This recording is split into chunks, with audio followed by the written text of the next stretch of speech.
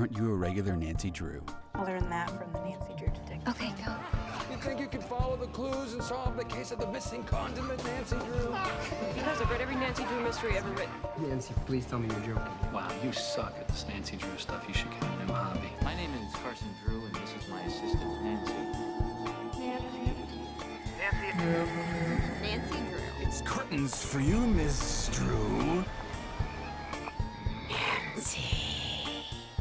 Nancy Drew strikes again. A regular Nancy Drew.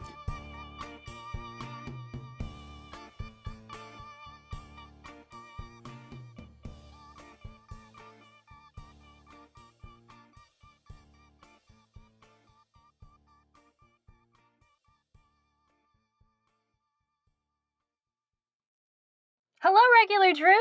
Hello, everyone. How are you? Oh, wait, you can't respond. I forgot. Hopefully better than we are, having just finished Nancy's mysterious letter. Yeah, you know, what do I even want to say about it? It was just, I found it very boring to start with. Like, the beginning was just, and middle, and end was boring, but also, it was just so, like, not confusing, but just like, what? Like, yeah. Like, what inducing? Like, what? I don't even know how to, like, clarify what I mean by that. But I'm just so, like, there's, like, not, like, befuddled by the events in the book. Yeah. You know? So... It's something. So, I don't know if we said, this is episode 57. No, we Nancy's didn't. mysterious letter. You know it's gonna be a good one when we start off and we can't even, like, we don't do our normal spiel. We're just like, well, that was interesting.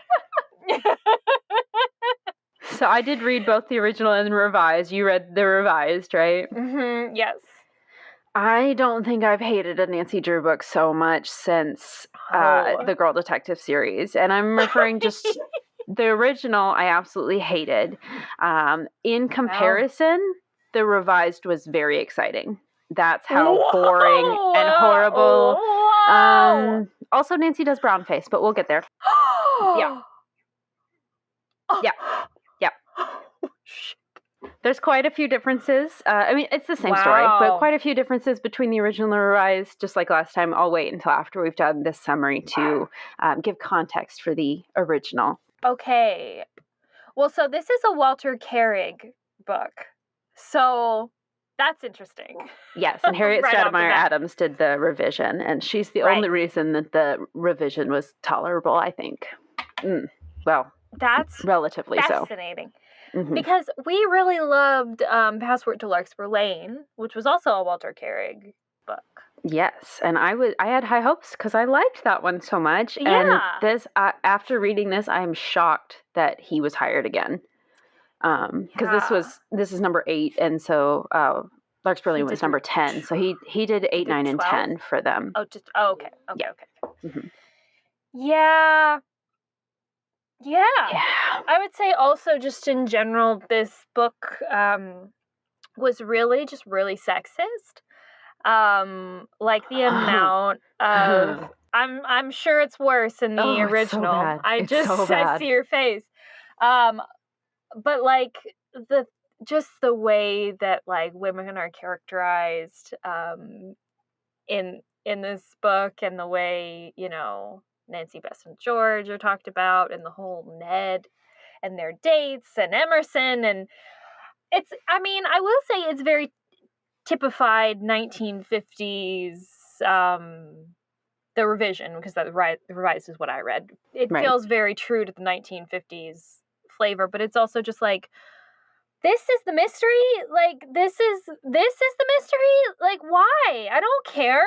This is not exciting. This is not interesting. This is just kind of gross and like, So the original was 1932. Do you know off the top of your head when the revised was? Was it 62? I don't. 52? I wanted. So I did I looked at, there was a lot of different covers for the mysterious letter, and so I made sure to write those. But it was revised in 68. Yeah, no, 68 Okay, is 68. correct. Cool. Yeah. So pretty late. Speaking of the covers, should we start there? I know. Yeah, let's start there because there are a lot. So I have the 68 cover, and this is a Rudy Nappy cover with Nancy in the pink like suit set or whatever. That's the best thing about this book is that so outfit. Good.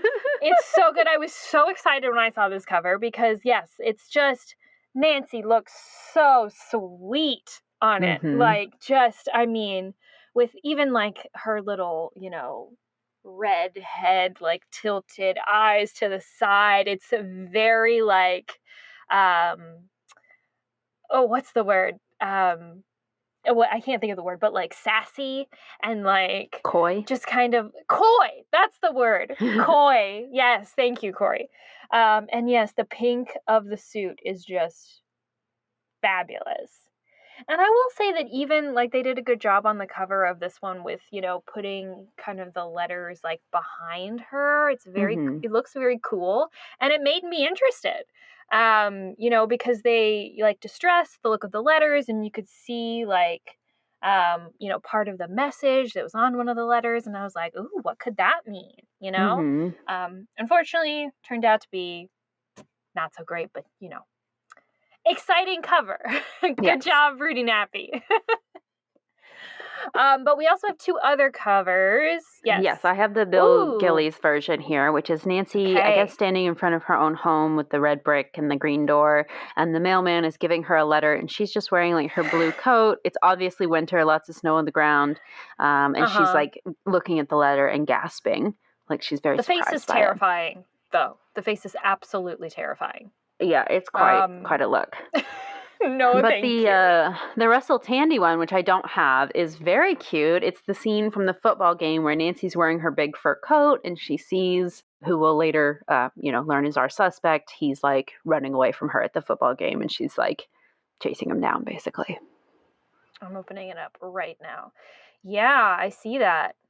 Cool. Oh, and she's in a very 1920s fur coat. Yes, it's quite a look. Yeah, quite a look. The little Emerson, like, tenant flags, whatever you call them. I forget. Pennants, yeah. Yeah, pennants, that's what it is. And yeah, you can see, like, the football players in the distance. Very cute. I love that. Gotta say, though, nothing beats Rudy Nappy for me. Oh, I know. I mean, he does such interesting, perspectives with, they're much more representational, I prefer that so much more to, like, the scene, being shown on the cover, but yeah. Okay. 3 words? Oh, my God. Male. Male. And what a lame word to have as one of your 3 words. It's like, what could be more boring?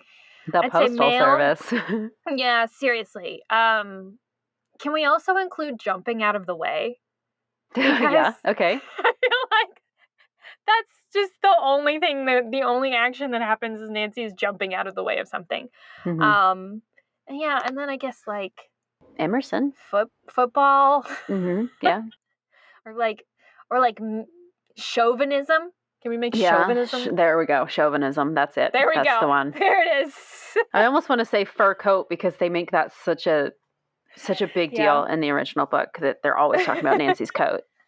Oh, we'll get there. She's rich, Corey. She's wealthy. Oh, you have no idea. They do also even in the revised version, they make a big deal out of Nancy's wealth in this one, in a way that they don't in others. Right. Like with the woman that comes to the door and like talks to her. Yeah. Fascinating. Yeah. Oh, yeah. Anyway. It's worse than the original. I bet. Oh, yeah. I bet. Okay, let's get into it, Corey. Okay. So chapter 1, we start off. Nancy, Bess, and George are actually driving back to Nancy's house after a visit to Redgate Farm. I like that a lot. I did too. I was like, oh, hey, that sounds familiar. We just read that. So that's nice. There is a really horrible description of Bess and George that we'll have to circle back to at the end when we talk about, some of the other terrible things we've noticed. But so they're driving back to Nancy's house, and Nancy sees their poor elderly mailman, Mr. Nixon, struggling along the sidewalk on a cold and windy November day. So she pulls over and asks him if he, wants a ride to get him where he's trying to go faster. And he says, no, I have to stop and deliver mail, Nancy. I have to do my job. But he does tell Nancy that he has a letter for her from England, and also a certified letter for Carson. Nancy's excited about the England letter because she doesn't know anyone from England, so she's like, ooh, what could this be? But he doesn't just give her mail then. Instead, Nancy is like, well, when you stop by my house with the letters, you can come inside and warm up, and I'll give you hot cocoa or whatever. Which is also you could have just taken your mail from him, whatever. And we wouldn't have had this problem. But alas. So Nancy, Bess, and George get to Nancy's house, and Mr. Nixon, the mailman, arrives. They invite him in. They all sit down. He, warms up or whatever. But then eventually he has to get back up and go back to work. He goes to give Nancy her letter from his mailbag that he left in actually the vestibule of their home. So not inside her home, but basically on the porch of their home. But when he goes to open his mailbag, he finds that all of the remaining mail that he needed to deliver is now missing and appears to have been stolen. Uh-oh. So he's obviously upset. He's worried he's going to be blamed for not keeping his mailbag with him at all times, which apparently is his policy for him or whatever. Well, and he's about to retire, and he's had a perfect record so far, and he's a couple weeks from retirement, and he's concerned that this is going to affect his pension or something. I will say, with the class dynamic here, it's a lot more pronounced in the original, because we get this little scene where Nancy is explaining to Bess and George, our mailman that I've known my entire life is about to retire, and George says something to the effect of, why should he get to retire? He's poor. And Nancy's like, no, postal workers get a pension. And she's like, oh, okay, I guess that works. What? Oh, I'm sorry. Gee. Yeah. Yeah. So there's it's not that. Just Nancy. It's not just Nancy who's got rich bitch syndrome. Oh, they all do. Oh, yeah. Okay. Oh, yeah. Yeah. Wowza. Okay. So, of course, Nancy, Bess, and George spring into action immediately to try to find this mail thief. They run outside. They split up, go in different directions. And where Nancy goes, she comes across Tommy, who is this little neighborhood boy. He's outside riding his bike.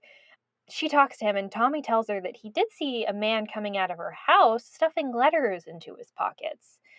He tells Nancy that he was wearing a yellow winter coat, and he got into a yellow beat-up car. And Tommy even managed to get a partial license plate number. All right, Tommy. Yeah. I know. They do have a very cute exchange that I think is honestly my favorite part of the whole book, is just Nancy's interactions with Tommy. Because, she praises him for being a detective or whatever. And he's like, are you going to give me a detective badge? And Nancy's like, of course I'm going to give you a detective badge. It's very cute. Yeah, he definitely looks up to her. It's really sweet. Mm-hmm. But so now Nancy realizes that this mail thief has gotten into a car and is, long gone. They're unable to follow. Nancy goes back to the house where she talks to Mr. Nixon and explains, what Tommy told her. And then, to everyone's shock, Mr. Nixon exclaims, it couldn't be. Oh, what will I do? And then he faints onto a chair. Unfortunately, this is actually not that funny because he doesn't wake up. He's passed out and ill. And so George runs out of the house to go get a doctor. And while she's gone, Hannah is also there, and she's, because she is more familiar with Mr. Nixon than Nancy is, obviously, because she's home more frequently than Nancy is. So she interacts with him on a daily basis. And so Hannah is just telling us about him, Ira, we learn is his first name, Ira Nixon, Yeah, she tells us he's a few weeks away from retirement. She also explains that he's just like an old bachelor, and also that he has an inheritance from his mother who like survived 2 husbands, whatever. But recently, a half brother, his half brother has shown up. His name's Edgar. He's like 30 years younger than Ira, and he's now demanding like half of that inheritance. Edgar has so far refused this because the money came to him from his father to his mother, not Edgar's father to his mother. But Edgar has been like really demanding and threatening to Ira. And even only a couple nights ago called him like a bunch of names and said like, I'll make you suffer for this. I'll ruin you. So that's a little concerning. Nancy wonders if, like, based off of, Ira's really strong reaction to her describing this man that Tommy saw, if that is Edgar, and that's why he reacted that way. So then George comes back with a doctor, and Nancy calls Chief McGinnis to, like, put an APB out for this man in the yellow coat with the yellow car. She also calls the postal inspector to report the mail theft, which I thought was interesting. She ends up leaving a message for him, and then she calls Carson. Carson explains to us that, yes, he knew the certified letter was coming. He had spoken to one of his clients. It's from one of his clients, and it had cash in it. He tried to tell the client many times never to send cash through the mail, but she's basically like old and stubborn and just does what she wants to do. So bad news for his client. So Nancy then goes to check on Mr. Nixon, and thankfully he has regained consciousness with the doctor's help. But the doctor wants him to go to the hospital. So they call for an ambulance. And while they're waiting, Mr. Nixon is awake, but he's still groggy and not really he's out of it. He's having a hard time remembering things. But he does say he remembers that Nancy's letter was from somebody with 3 names. Nancy's like, was it maybe like a business firm of some kind, right? And he says maybe, but all he remembers is that the first name was Malmesbury. Okay, a clue. He ends up going to the hospital where Nancy follows and checks in on him there, and then she drops off Bess and George at their house before returning back home. Once she is back home, she is about to eat some lunch when the doorbell rings. It's a man who introduces himself as Mr. Horace Moore, an investigative aide to the postal inspector. He tells Nancy that she has broken the law and is in big trouble. Nancy's like, what? Like, what are you talking about? And this guy says that basically it's illegal to invite mail carriers into your home while they're on duty. Is this true? There's no way. I mean, it might be illegal for them to go into someone's home. Right. But it's not illegal for you to invite someone into your home. There is no way. It's your property. So Nancy obviously thinks this is ridiculous, as we do too, and she tells him, like, this is ridiculous. She says, actually, you know what? I'll be in contact with my attorney, aka Dad. Thanks very much for stopping by. And she, like, slams the door in his face. It's excellent. Yes. So that night when Carson gets home, she tells him all about it, tells him about the guy who stopped by or whatever, and he just, like, busts out laughing. He also thinks it's ridiculous, clearly.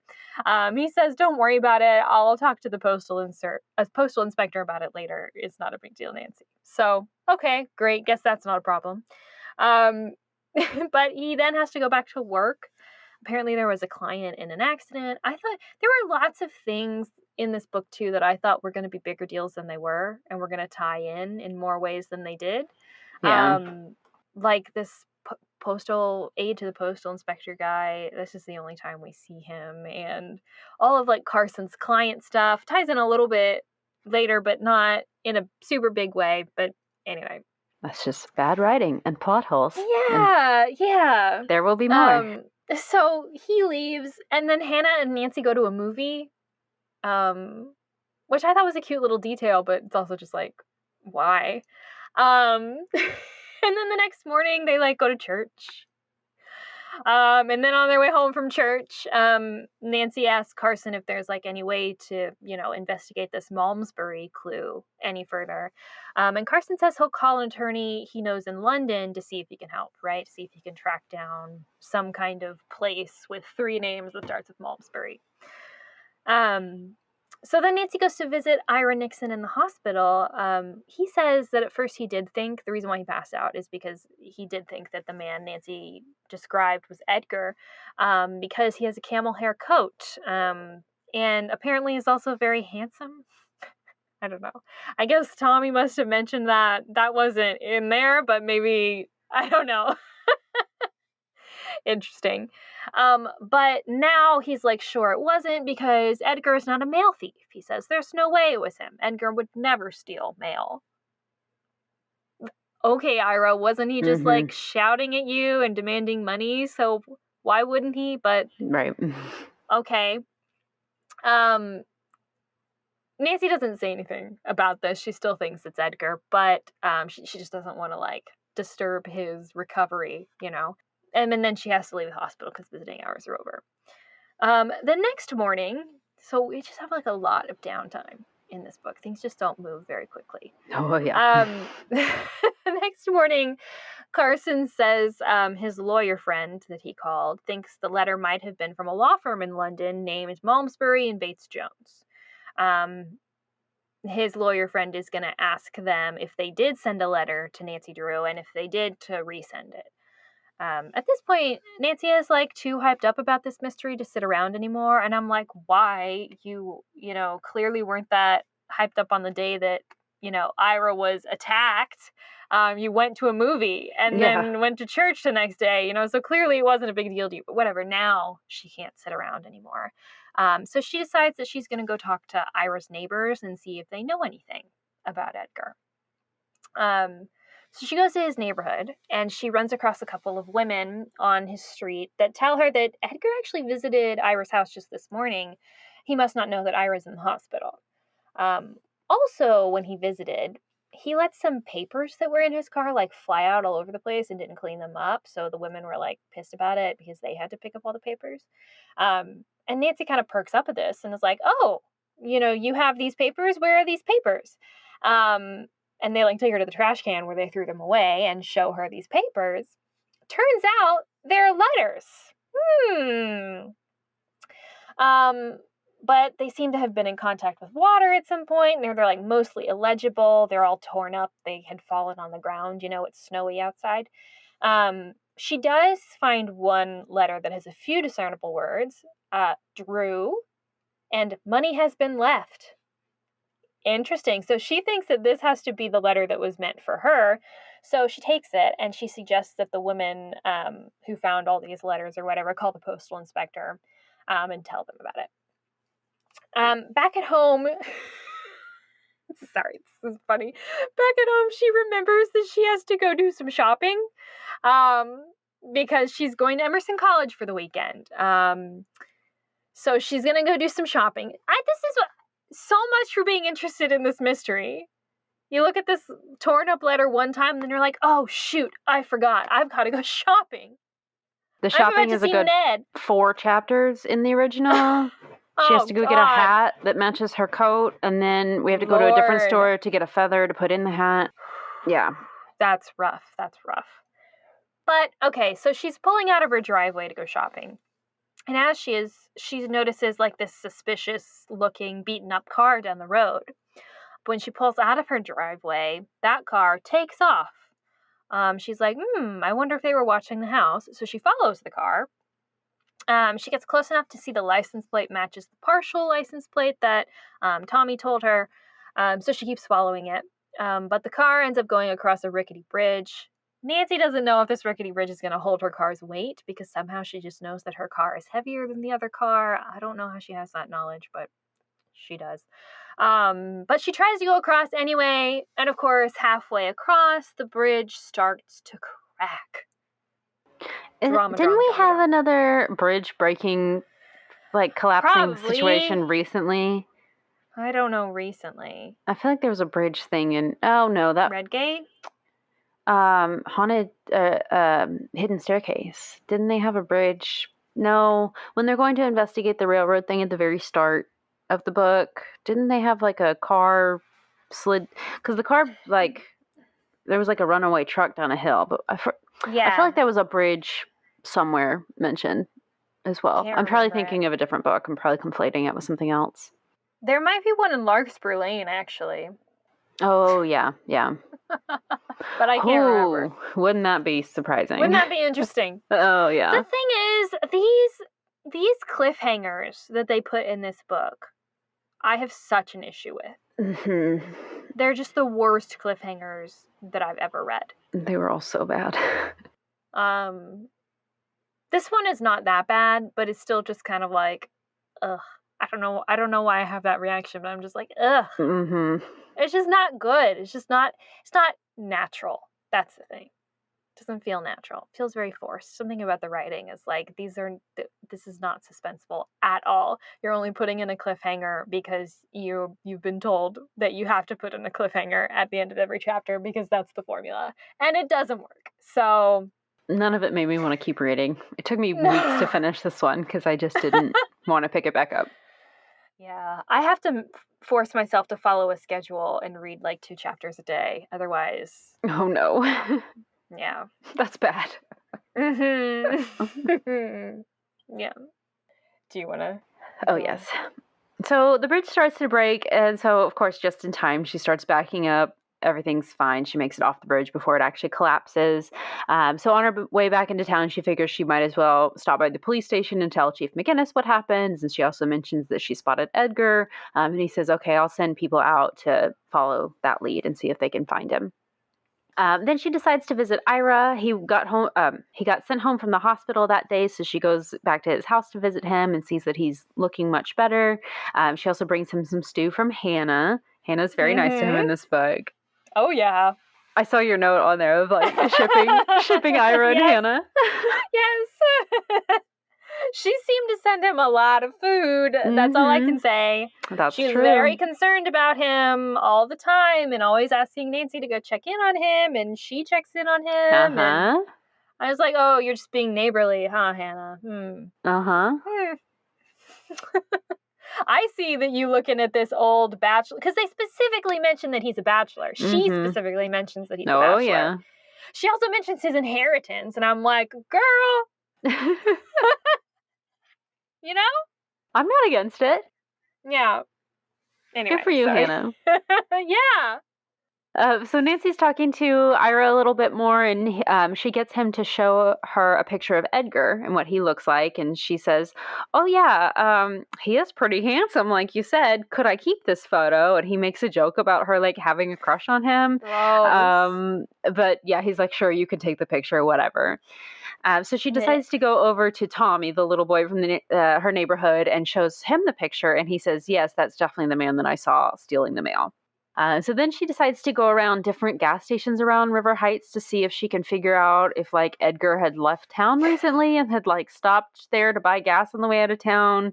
Oh, that's weird. Yeah, but it works. Eventually she finds a gas station attendant who's like, yeah, that's Edgar. He's here all the time. He told me that he has a brother in town, so I guess that's why he's always, like, coming and going from River Heights. Okay. All right. And he also tells us that, yes, actually, I did see him yesterday. He was headed out of town towards Emerson. How convenient. How convenient, Because Corey. Nancy, Beth, and George are planning a little trip later this week to Emerson. Oh. He also tells her, though, that when he was in yesterday, he overheard him making a phone call and said something about a Miss Drew. Oh, okay. So is he talking about Nancy? Is he out to get her somehow? So she goes back home and Carson calls her and says, you need to come to my office immediately. There's been a development in the case. So she does. And he shows her a letter that he's just received from Malmesbury Bates Jones. So Nancy reads the letter, and it says that they are trying to locate a Nancy Smith Drew who's living in the U.S. Because she has had like an uncle who has recently passed away and left her an inheritance. This is not our Nancy. Nancy, we learned, does not have a middle name, but this is the only Nancy Drew that they were able to find a record of in the United States. So they sent her the letter in hopes that she was Nancy Smith Drew. So she decides, hey, I'm going to find her for you. And calls them. Does she call them back? In the original, she writes them a letter to say, I'm going to look for her. I think she calls them in this one and tells them. I don't think she even does. Oh, does she not? Them. Oh, okay. No, I think Carson is in contact with them somewhat. Oh, that's right. That's right. And okay. I think he kind of mentioned that Nancy was already investigating, so she just keeps investigating. Okay. So she tries to make a few other preliminary calls to get info about where another Nancy Drew could be in the U.S., but no real progress there. So she heads home for dinner. Bess and George are already there for some reason and stay to have dinner with her. And just as they're finishing dinner, the doorbell rings. So Nancy gets up to answer it. And it's this woman they describe her as wearing a worn coat with stringy bleached hair. And she says, "Are you Nancy Drew?" And Nancy says yes. And the woman swings out to try to hit her. Oh my God. Okay. First of all, this is so funny. I laughed so hard at this. Like, I busted out. It was so good. This is a great scene. It really is. But also, like, such an unflattering description of this woman. Oh, yeah. We're supposed to dislike her. They are they make her out to be so awful. Like, and it's just pretty bad. It's definitely, but like you can definitely see the class undertones that are happening here. They are major. Mm-hmm. And Nancy is supposed to be like this refined young lady, and this woman's supposed to be like this like lower class, cares about money, oh my God, and violent, and with ugly hair and a bad coat. Yeah. And she's got this attitude about like youngins these days don't have respect for their elders like they used to. And she even, in the original, it's a lot worse. It's like, ma'am, your internalized misogyny is showing, because she's saying things like, in my day, young girls did what they're supposed to do, like staying in the kitchen and not running around doing God knows what and being a whore. And yeah, she makes a little bit of a comment about that in the revised as well. It's not that on the nose, but it's like, you know, women don't, you're gallivanting or whatever going off, Yeah. And so she's just like on this rant about how the youth are so screwed up these days. And Nancy's like, all right. Why are you here? What do you want? And she finally gets her to like spit out the truth here. And eventually we find out her name is Maud Skeets. She's the wife of a sailor who has this sister-in-law who's really rich. And the sister-in-law is like snooty and like somehow offends Mrs. Skeets by sending her $10 a month in the mail. And so, which I looked up is about $100 for the revised text and about $200 in the original text. I will say as well, they didn't adjust that for inflation. It's still $10 in the original one as well. So, but the sister-in-law was supposed to send her $10 in the mail, and it was supposed to have arrived on the day that the mail was stolen. So she's basically accusing Nancy of having stolen the mail and is demanding that she give her $10. Nancy flat out refuses, and the woman remarks like, "Oh, you're just like all the other Nancy Drews in the world, cheating me out of my money." And Nancy's like, "Whoa, hold on, wait, what do you, other Nancy Drews? Have you met other Nancy Drews in your life?" And she's like, "I'll tell you if you give me $10." Hell yeah, lady. And I love it. Yeah. And Nancy's like, "Okay, I'll think about it. What's your address? If I, right now it's a no, but if I change my mind, I will come see you." So the woman tells her where she lives, and then she is on her way. At this point, Carson calls and says that he was able to get in touch with the firm in London and learn that the inheritance that Nancy Smith Drew has been left is pretty sizable. And so Nancy tells him about Mrs. Skeets and about this other Nancy that she knows. And he says, yeah, maybe do it. Go give her the $10 and see what she has to say to you. So she says, all right, I'll go tomorrow and ask her to tell me more about this other Nancy Drew. But next, we have to stop so that Hannah can hem our dress that we're going to wear to the Emerson trip. And she decides that she needs to wear her pearl necklace with it that Carson had gotten her, but the clasp is broken on it, so she has to go to the jeweler's to have her clasp fixed on her necklace. She gets there, he fixes the necklace for her, and he says, "Hey, how'd you like that new pen that you got?" And Nancy's like, What new pen?" And he's like, "Oh, there was a man in here the other day who said that he was buying a new pen to surprise Nancy Drew. And I just assumed, oh, I'm so sorry if I ruined the surprise. Maybe he hasn't given it to you yet." And Nancy's like, hold on, what? And so she asked him to describe this other man, basically describes Edgar Nixon. And so Nancy's like, why would he buy me a pen? Surely it's the other Nancy. This is really weird. And then she stops to look at some cufflinks that he has in the store, is thinking about like a present for Carson. And the jeweler says, "Oh, Edgar bought these cufflinks when he was in here the other day." And he points them out, and we see that they are like red with a black star on them. So very distinguishable. Another good Another clue clue. Here. Mm-hmm. Yeah. So we finally head over to Mrs. Skeet's house. She is not home, but her sailor husband is, and he makes all these awful, like, boating puns, and yes. we have to endorse. He's almost like salty sea bottom. Oh yeah, Bumbleton, Biscuit Boatswain, Town, Bostwick. Yes. From what is that from? Crumbling Wall. A Crumbling Wall, yeah. Yeah. Bimpleton Boat Time. I don't know his name. So yes, we meet the husband, and we have to endure some of his boating stories and about the time that he got like kidnapped and taken on a boat, and it was hilarious to him for some reason that he was kidnapped in the middle of the night. But she interrupts him mid-story and is like, "Do you know Nancy Drew?" And he's like, "Oh, yeah, that used to be my wife's roommate back when we lived in New York." And she's like, "Oh, perfect." So we learn a little bit more about how she was a tenant at his wife's boarding house that they used to have. But she really wanted to be an actress, and so she left to go pursue acting, but didn't have a lot of success. So eventually, and at that point, it was about 8 years from now, or 8 years ago, I should say. It was 8 years ago that she decided to go to New York, and I thought she went to England, but I might have been confused. She went to New York. Because yeah. She moved away to New York to work as a governess for a family, and they have a little bit of time, or a hard time remembering the name, but eventually they settle on the name Wilson, that the family's name was Wilson, that she went to go work for. Mrs. Skeets comes home at this point and reluctantly confirms her husband's story, says, yeah, that's all true. And she says that the family was staying at this like specific hotel for the summer, but she didn't really remember any other details beyond that and has lost touch with the other Nancy Drew since then. Nancy gives her the $10 and then is on her way. Oh my God.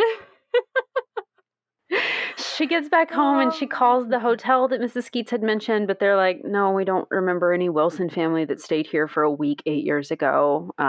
Too bad. But then she calls Ned and they talk a little bit about their weekend plans. We learn Bess, George, and Nancy are going to meet him at the Omega Chi Epsilon house that Friday. And she tells him all about the mystery and this other Nancy Drew. And he's like, that's great. But we're going to go see a play and a football game this weekend. But also the play that we're going to go see, the drama coach, they've like hired this special coach and flown them in from New York. And that person's name is In Smith Drew. Hey. So Nancy's like, oh, okay, could this be Nancy Smith Drew? Certainly seems like it. So, very exciting that I'm going to come visit you this weekend. I'll get to do more investigation. She then spends the rest of the day searching the New York phone book for the last name Wilson. Because she thinks far. like, maybe I can find the family that Nancy Smith Drew worked for. And would you believe? She does. Yep. She calls a lot of Wilsons, and she even makes a comment when she's doing it like, oh my goodness, the phone bill is going to be high. Which is just like, God, you're so rich, Nancy. You don't even bat an eye at giving a woman $100 for nothing because You didn't have to. You got the information from her husband. And now you're just racking up this insanely high phone bill for, like, the smallest chance that you are going to be able to find the right Wilsons. In the original, Mrs. Skeets doesn't like say, I'll give you the information in exchange for the money. Nancy offers it to her and is like, I'm doing this to prove to you that I didn't steal it because $10 means nothing to me. And if it's that big of a deal, I'll give you $10 just to like get the suspicion off of myself. Yeah. Wow. Yeah. Gross. Ugh. She just like right away volunteers like, oh, sure, I'll give you $10. No problem. Money means nothing to me, but it clearly means a lot to you, so I'm going to hold it over your head and make me seem like the better person when really I'm being a massive dick. Mm-hmm. Yep. Great. Lovely. Okay. Yeah.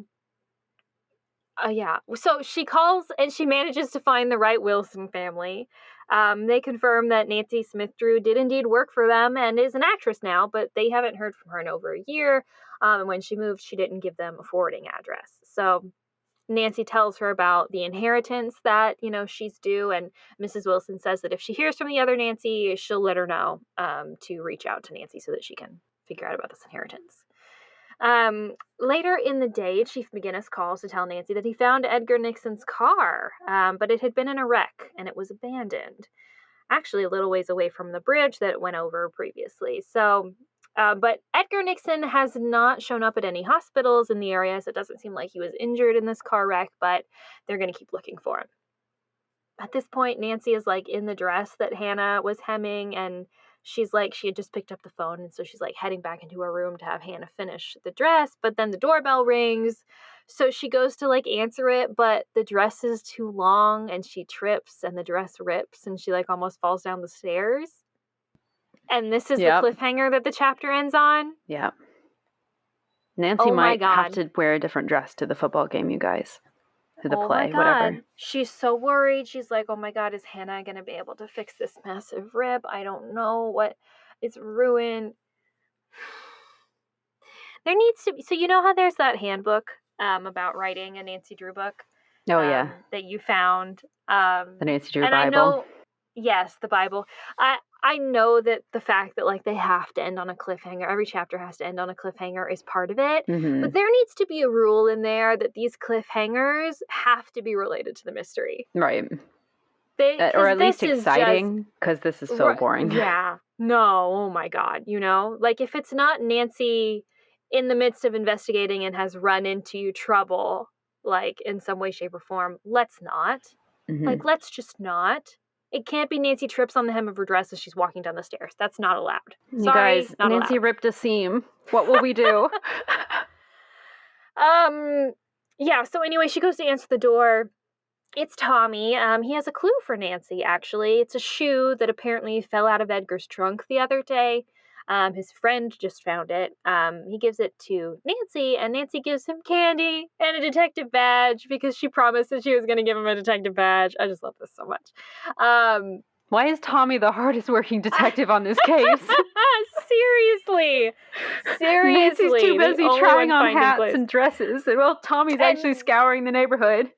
Getting her jewelry fixed. Jeez. Oh my gosh.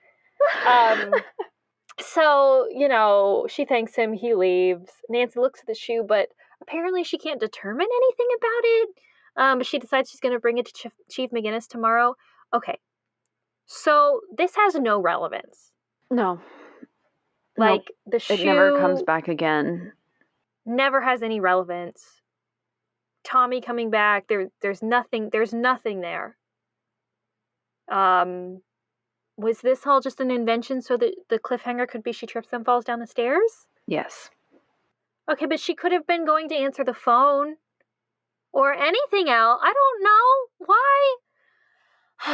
Okay, so anyway, she goes back upstairs. Hannah is like, oh yeah, don't worry. I can fix the dress. Great. Okay, not a problem at all. Then they start dinner. Carson comes home and he tells Nancy that he's had a wire from the London firm and that they are being taken off the Nancy Smith Drew case, which is odd. The wire didn't say why, because, it's like a wire and you have to pay like per word or whatever. So they tended to be brief. So they decide that they're going to give them a call the next morning. When they do, the lawyers of the firm say that actually a detective agency reached out to them with a lead about the other Nancy, but they won't say who the detective agency is. Nancy is suspicious about this, right? Because, apparently the detective agency that reached out to the firm didn't even say how they learned about the case or, how they came to call them. And so Nancy has a hunch that something hinky is going on here. Even that there might be someone pretending to be Nancy Smith Drew in order to try to claim her inheritance. But of course, there's nothing Nancy can really do at this point. So she decides to focus her attention on the Edgar Nixon and stolen mail situation, right? And what would happen? But Ira Nixon calls immediately. Unfortunately, he doesn't sound well though, so he asks Nancy to come over to his house immediately, which she does. He explains that when she gets there, Edgar had just come by. Apparently, he also says that he had a new red car. But this time, Edgar didn't hound him for his inheritance. Instead, he said he heard about the mail theft, and if Ira could actually give him some money, then Edgar would hire a detective agency to look into the matter on his behalf. So Ira's like, well, okay, he's a good guy. He can't be guilty. He's trying to help me, right? Why would he offer to hire a detective agency and look into the stolen mail thing? So that he could get money. Come on, Ira. Yeah. Of course, Nancy knows this as well, but she doesn't want to push. This is like a plot point throughout the whole thing. She never wants to push Ira or bring up anything that could be troubling to him because she doesn't want him to, get ill again or compromise his recovery in any way. So she doesn't say anything. But she asks if he knows where Edgar is staying. And he does. It's a boarding house in Ridgefield with a family named the Hemmers. So this is a weird thing. Nancy asks Edgar if he mentioned that he had a girlfriend. And Ira says, oh, actually, yes, he just mentioned that he was about to marry Rich. Which is... Okay. Yeah,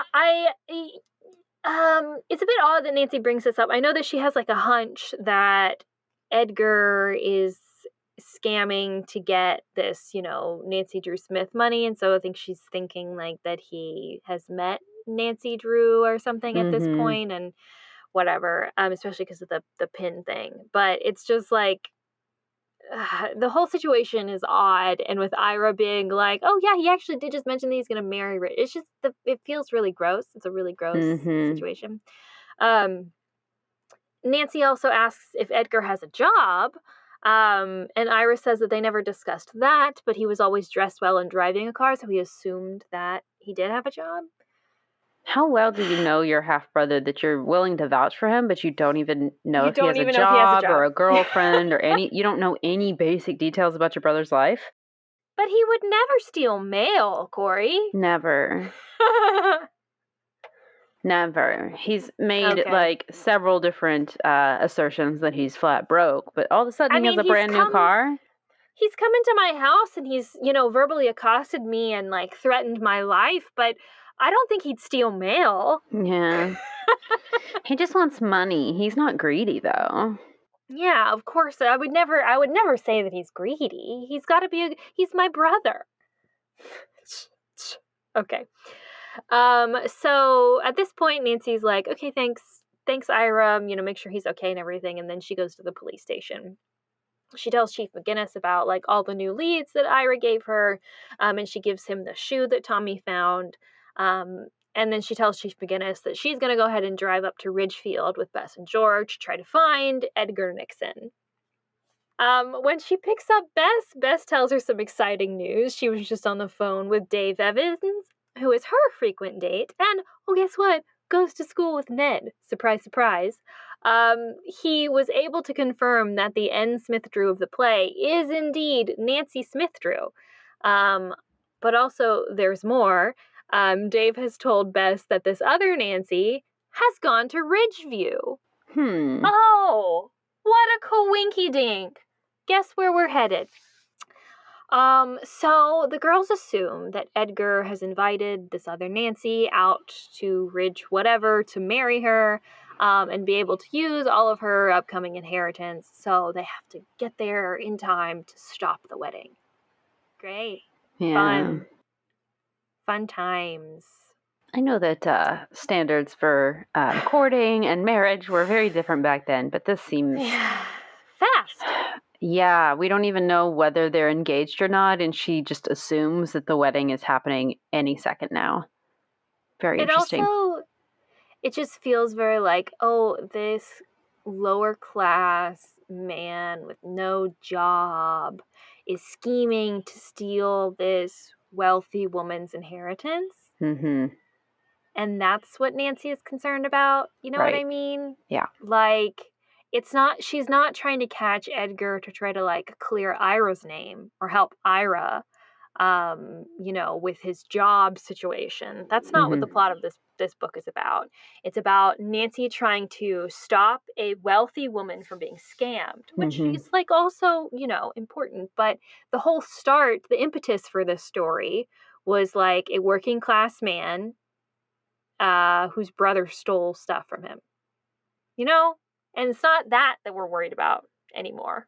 Like at this point on, we're only worried about Ira stopping the wedding. We're only worried about the other Nancy Drew. Yeah.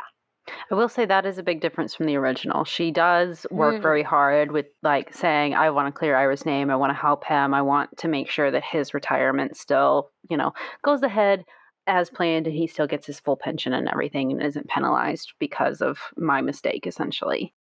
Well, she never admits that it's her fault, but that's arguable. But anyway. Yeah, anyway. So unfortunately at this point, because it is winter now, it's starting to snow pretty heavily. So they're on the way to Ridgeview, wherever. And it's pretty hard to get there, but eventually they do make it to this boarding house where he's staying. Mrs. Hemmer invites them in and tells them that Edgar had actually just moved out this morning, likely because he just inherited a bunch of money and was wanting to find better living arrangements. It is Ridgefield. Okay, what a coincidence, right? And so she asks, what does Edgar do for a living? And Mrs. Hemmer says, I don't know, but I assume that it's some sort of mail order business because he always gets a ton of mail. And Nancy says, oh, did he recently get married as well? And she says, actually, he mentioned that he planned to get married, but I don't know if he's already married by now. But I did meet a girl this morning who stopped by, like, as he was moving out. I didn't get introduced to her, but the girl did speak with an English accent. All right. So Nancy's very worried because she immediately assumes that this must be the other Nancy, and she now thinks that she and Edgar must already be married by this point.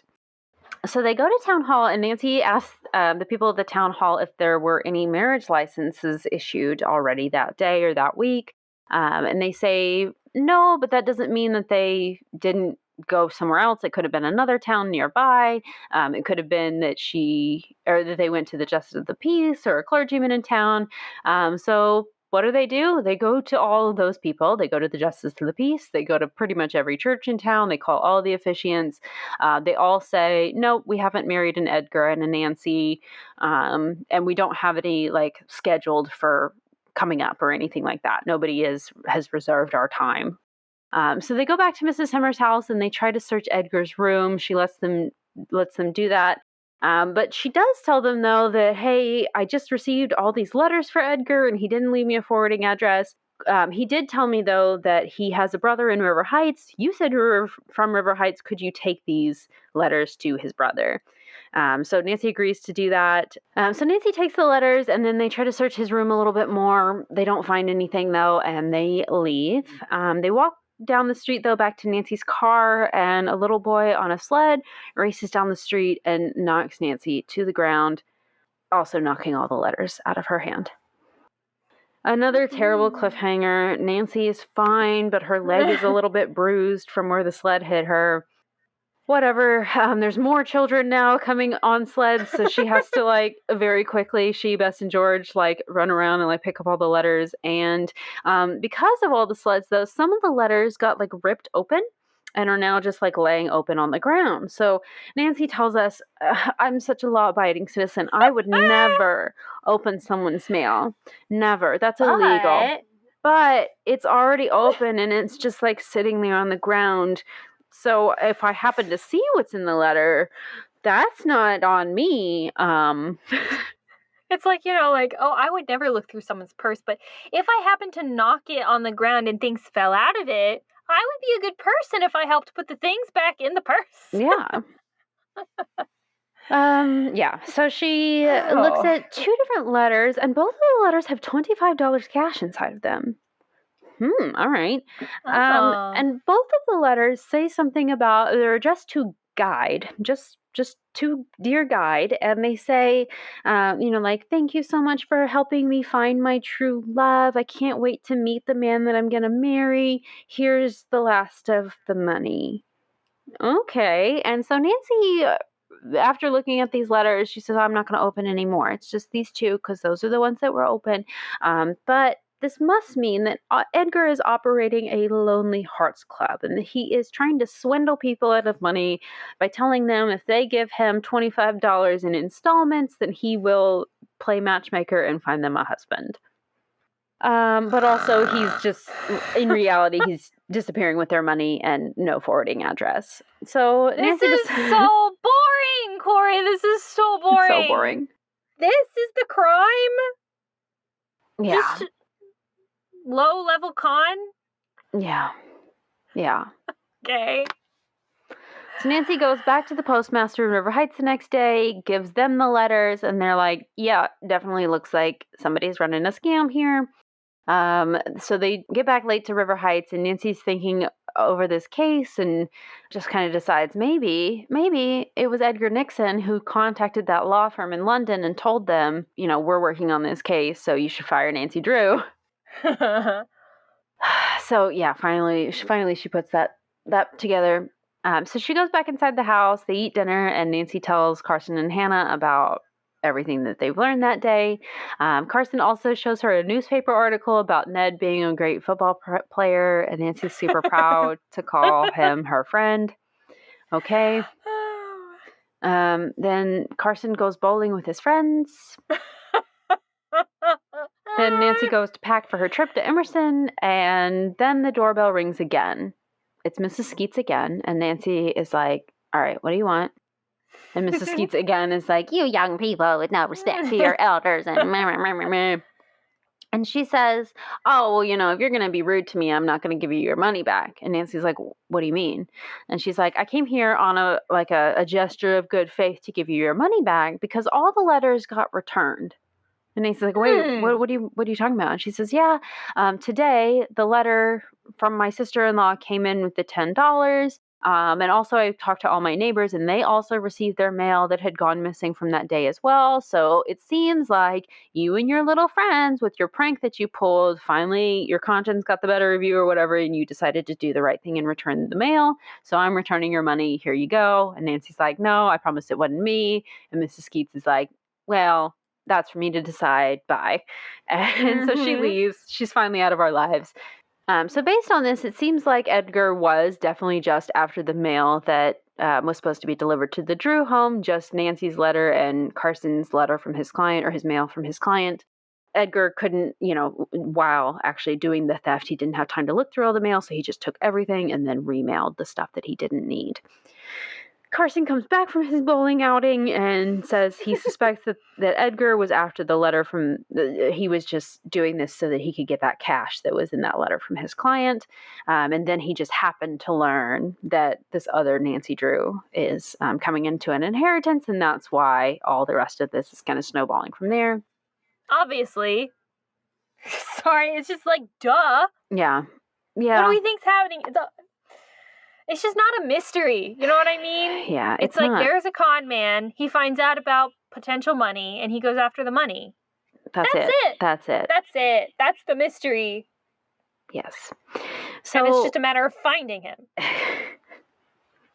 So boring. And stopping the wedding. It's really stopping the wedding, not stopping him from doing con man things. True. It's protecting the rich lady. Right. Yeah. So the next morning, Nancy brings the letters to the postal inspector, the ones that she'd gotten from Mrs. Hemmer, and he says, yeah, we can't open these, of course, but we'll run them through our x-ray machine to see if there's cash inside them. Is that how it works?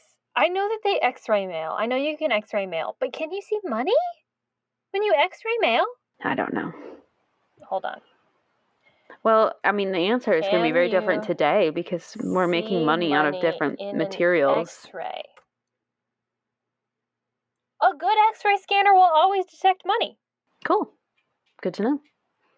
Interesting. Today I learned. Okay. Yeah, so they x-ray it, and they do indeed find that all of these envelopes also have $25 in them. Go figure. So the post inspector says they're going to continue to investigate this scheme. So then Nancy goes to pick up Bess and George, and they head to Emerson. They get to the frat house, and they meet their dates, Ned, Bert, and Dave. Oh, our hearts are aflutter. Mm-hmm. Just kidding. I actually hate this. I just want to make that clear. Yeah, it's awful. Dave and Bert are both in the play, so they go excuse themselves to, go prepare for the play. And Ned escorts the girls to the play a little bit later.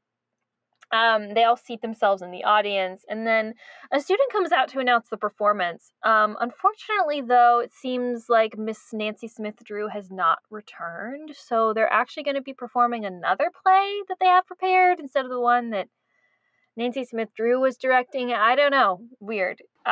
Which one was she doing? It was It's Shakespeare something. I can't remember which Shakespeare though. I don't think matter. They mention it in the revised. Do they not? They just mentioned that she's a Shakespeare person, but they were never, I don't think. But this one is like a comedy or something that they're going to be doing instead. And actually it's good, and, everybody enjoys it or whatever, but Nancy's still disappointed to have missed this other Nancy, right? As she and Ned are leaving the play, a friend of Ned's says, "Hello, Nancy Drew," to Nancy, because he knows of Nancy.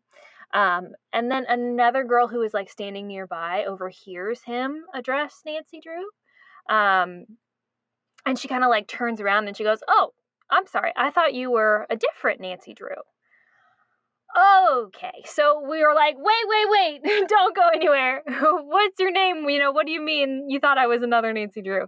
And we learned that this girl is actually Miss Wilson. She's related to the Wilson family, where the other Nancy had worked as a governess.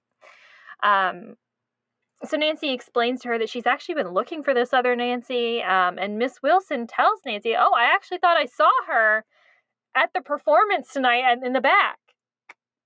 Okay, great. So we get this Miss Wilson to come help us look for this other Nancy. Maybe she's still around. And so they leave together, and they all hurry back to the theater, and they actually see the other Nancy. And they shout out to her, but she doesn't stop. So they she goes into the building, and they run into the building after her, but they're unable to find her, and assume that she must have gone out a different exit. And so then they try to leave, but they realize that they've been locked into the building when the other Nancy got out. So they're forced to break a window to get Ned and Miss Wilson's date's attention, because I guess they had stayed outside for some reason. Sorry, it's just so stupid. This is things at this point take a sharp turn, I feel like. And so they break the window, they get their attention, and then the boys come rescue them. But while they have broken the window, they see this other Nancy get into a car and leave campus, right? Once they're able to get out of the building, Nancy then asks Ned if they can get a car and go to this other Nancy's address, which, correct me if I'm wrong, we don't have? How did we get this? They I don't never remember. said how they know this address. I was like, what do you mean an address? What? I mean, unless Miss Wilson gave it to them because she knew where she was staying, but she never says that. She tells us that she hasn't heard from Miss Nancy Drew in forever, so how would she know? This just feels like a plot hole. But somehow they end up knowing where this other Nancy is staying in Emerson, like near Emerson, which is just like, if you had known where she was staying the whole time, why would you not have gone there? Yeah. Whatever. So Ned's like, sure, let's go. But just as they're like walking towards the parking lot to like get into Nancy's car or whatever, someone throws a rock at Nancy's head. Or sorry, not at Nancy's head, past Nancy's head. And Ned, okay, this part is kind of fun. Ned like pulls her to the ground and like saves her from being hit in the head with his like fast football player reflexes. Yes. Which is funny. And then he like chases after the man who is of course now fleeing, and like catches up to him in the parking lot and grabs him and stops him before he can run away. What's the big idea, fella? Fella, yes.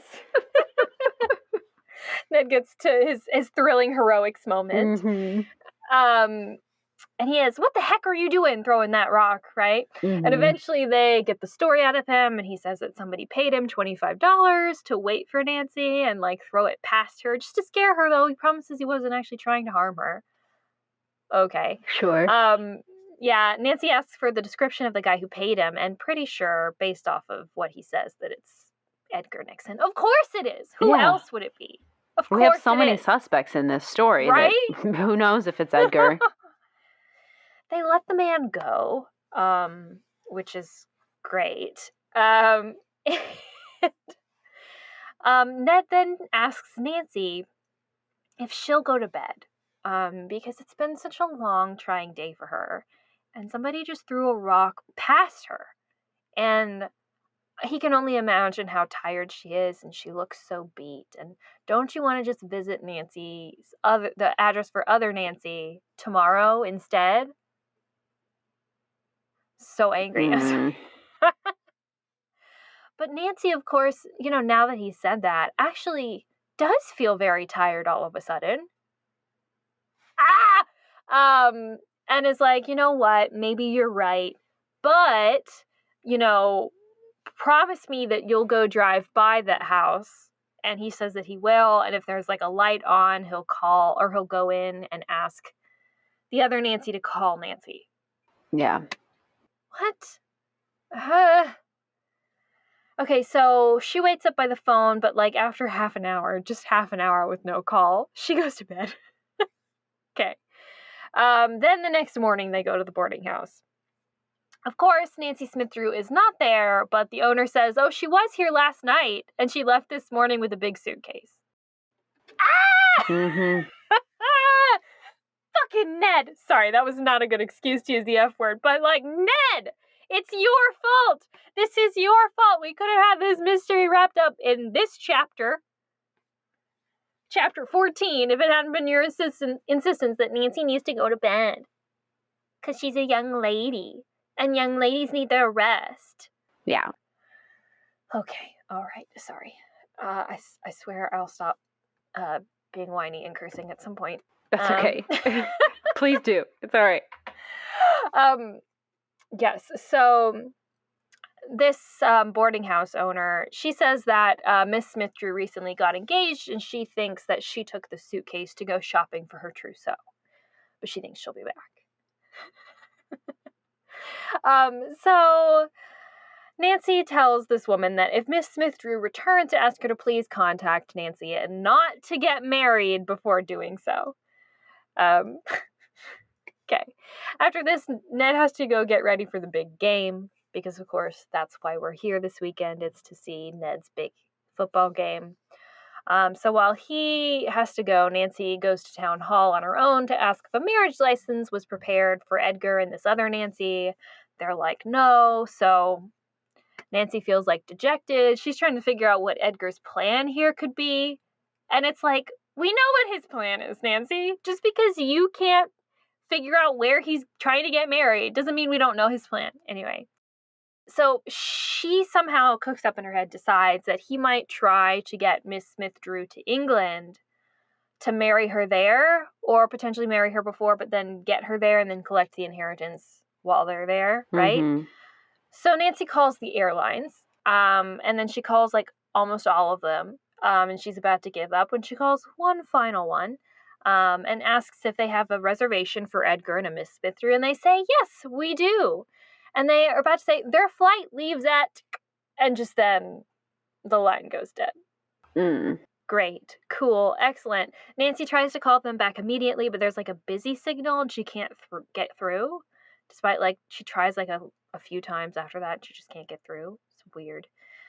She also realizes now that she has like no information from the airline. She doesn't know when they're leaving. She doesn't know where they're going. She doesn't even know if the reservation was actually for Nancy Smith Drew or if it was for like Edgar and like Mrs. Edgar Nixon, right?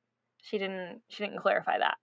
This bothers me a little bit because I don't know how quickly Nancy thinks that like legal name changes happen, but it doesn't automatically happen upon your signature going on a marriage license. That's a whole separate process. Nancy even says like, oh, I don't think that maybe she's had time to get her passport updated, but probably not. So she might be traveling under Nancy Drew. It's like, no, in the past 14 hours, she has not had time to get her passport updated, Nancy. No, there's no way. I'm sorry. Oh, also, like, if they had gotten married and she did somehow manage to update her passport in T-minus, 8 hours or whatever, it's too late. Like, unless there was some kind of prenuptial agreement, half that money's his. Right. Like, there's nothing you can do. Well, I don't know what the laws are in England, but probably, yeah. I mean, if she's married before she has collected the inheritance, before the money has passed on to her, and so then the money becomes an asset to her only after she has been married. That's an issue, yeah.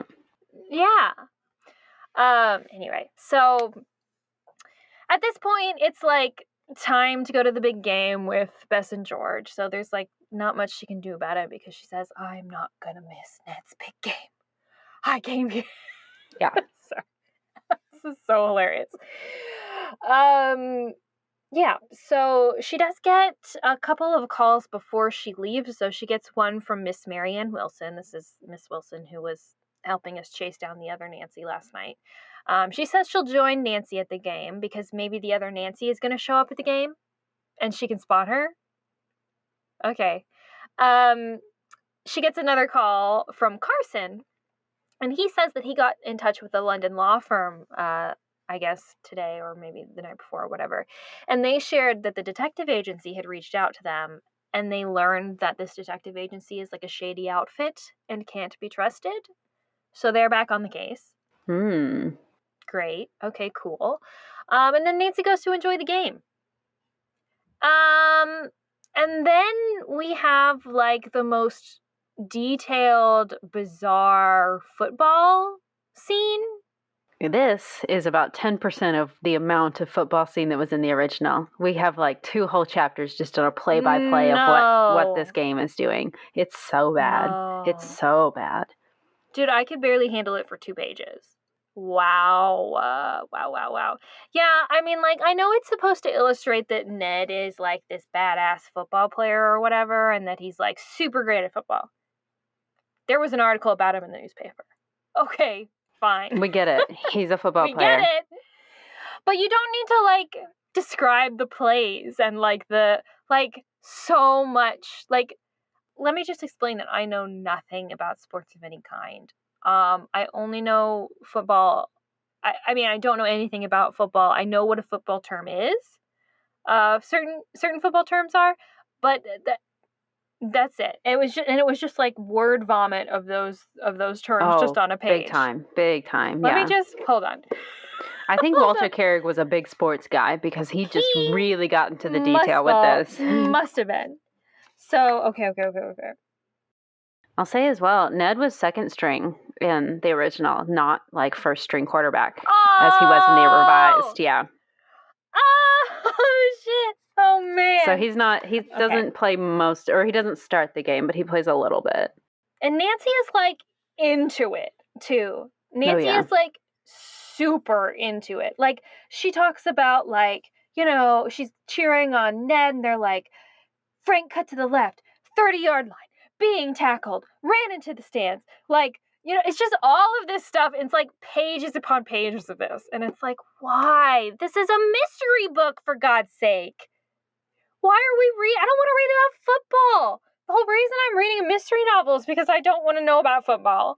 Mm-hmm. Like, you know?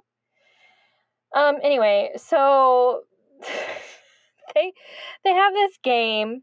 And then like midway through the game, Ned gets hit pretty hard by a tackle. But he gets up, he seems to be okay, but then he goes to make a field goal and like misses despite this like legendary kick that he supposedly has. Mm-hmm. I don't know. And then he collapses to the ground. No. All right. Yeah. Yep. Yeah. So he gets carted off the field. And Nancy's freaking out, super worried because they take him off the field and she like can't get down there and doesn't know like if he's okay or anything. So they do the halftime show and everything, and then the players run out after halftime and she sees, yay, Ned's with them. He's fine. He's up and moving again, but he is benched for pretty much the rest of the game. The game is going pretty poorly at this point, though, and Emerson's opponents are up a point, and there's only 3 minutes left in the game. And then Coach sends Ned back into the game, and he makes a field goal, scores the winning point. Everyone cheers. They rush the field. Everyone's freaking out. There's this huge crowd around everybody's in the stadium freaking out. And Nancy goes down to the locker room to wait for the guys, and she congratulates them, but then she sees Edgar Nixon is standing just over there. She gets Bert and Dave to run after him and like detain him. And so she runs up a couple seconds later, catches up to them, and he denies that he's Edgar Nixon. He says, actually, no, another woman mistook me for Edgar when I was at my hotel earlier.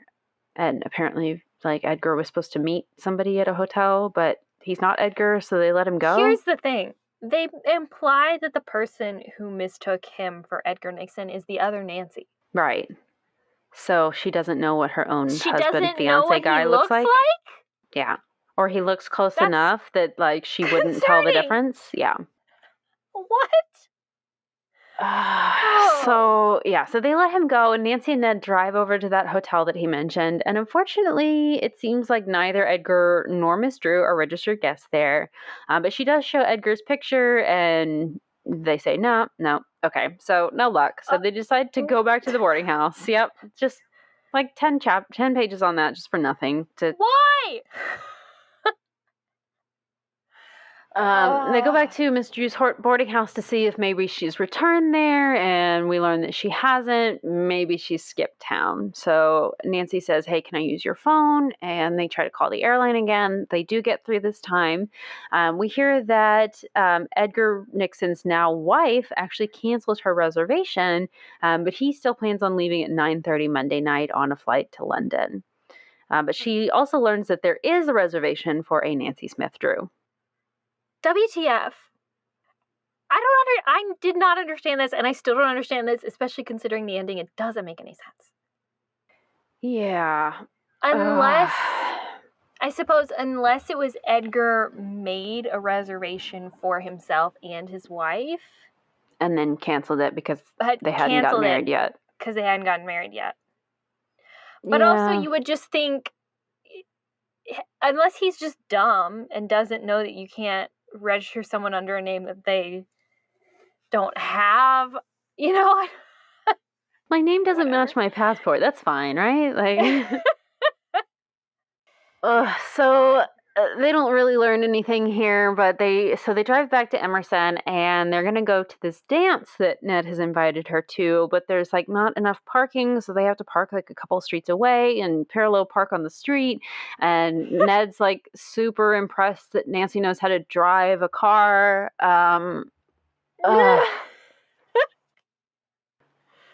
So they get out of the car and they start walking back to the fraternity house where the dance is going to be held. And then suddenly a car jumps the curb and starts coming straight for them. Of course, they get out of the way just in time and the car goes speeding off. But Nancy is able to see that it's kind of a reddish, brownish color. Doesn't Edgar have a red car? So Nancy's like, all right, can't go to the dance just yet. Let's go back to the car. They drive to the police station. They report this, and Nancy tells them that, hey, I suspect that this was Edgar Nixon because he's found out somehow that I'm investigating his Lonely Hearts scheme. The police tell her, actually, we've had a couple of complaints lately that some guy has cheated some women out of money, that they had this like installment plan where it was like a total of $100 that they were supposed to pay him, and then he just never showed up with the husband that they were supposed to get from this. So confirmed he is actually running this scheme. Nancy also explains about the other Nancy, and the police say that they will put an alarm out for the other Miss Drew. Then they go back to the frat house to actually go to the dance this time. Nancy gets ready. They head to the gym, and everyone is hanging out and have a good time. Ned is like, everyone's obsessing over him. Oh, our hero, he won the big game, blah, blah, blah. And then a guy comes up and says, hey, Ned, you got a phone call. So he excuses himself. And then Bess and George and Bert and Dave get up to dance, and Nancy's just kind of sitting there waiting for Ned to come back. And all of a sudden, the band that's playing, the guy gets up on the microphone and is like, they stop the music and it's like, is there a Nancy Drew here? The police want to speak to you. Come up to the stage, please. So she goes up to the stage and the band member tells her, yeah, we got a message. Like a student just came in here with a message from the police saying that you needed to go talk to them, basically out in the hallway. They're like over by the auditorium where the theater is. So Nancy goes down the hall. She goes to look around the auditorium. There's nobody there. She like goes and like looks in the wings, and she just like can't see anybody. She's like trying to figure out where this cop is that's come to talk to her. Let's see. She like starts calling out to somebody, and then all of a sudden the curtain on the theater stage comes crashing down. She jumps out of the way barely just in time, and her friends like come running in, or she comes running out of the theater and runs into her friends like on the way out. They ask her what's up, and she says, someone tried to kill me by dropping fabric on my head. No, a stage curtain would legitimately kill you. Would it kill you or just injure you? I know they're heavy, no. But okay, I mean, fair enough. It probably depends on how big the theater is and how big the curtain is, but like, yeah.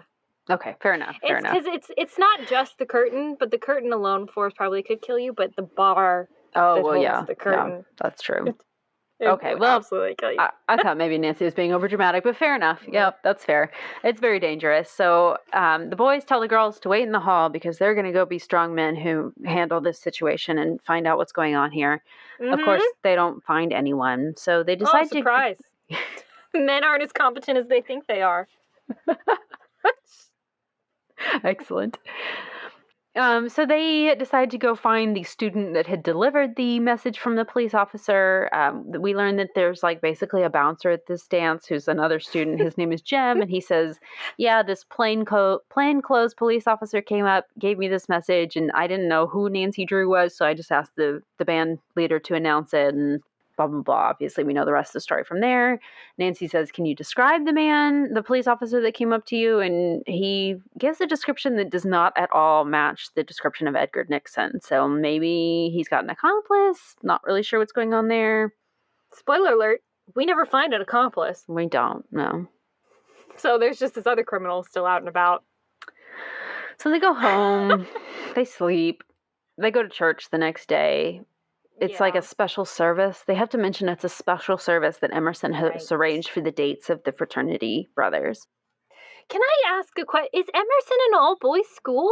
I got that vibe, yes. I definitely got that vibe. Mm-hmm. Yeah, because when they do the play, because in the original, Ned's in the play as well, and they mention that, like, wow, it's so amazing how some of these guys look like women when they're all dressed up for the ladies' roles.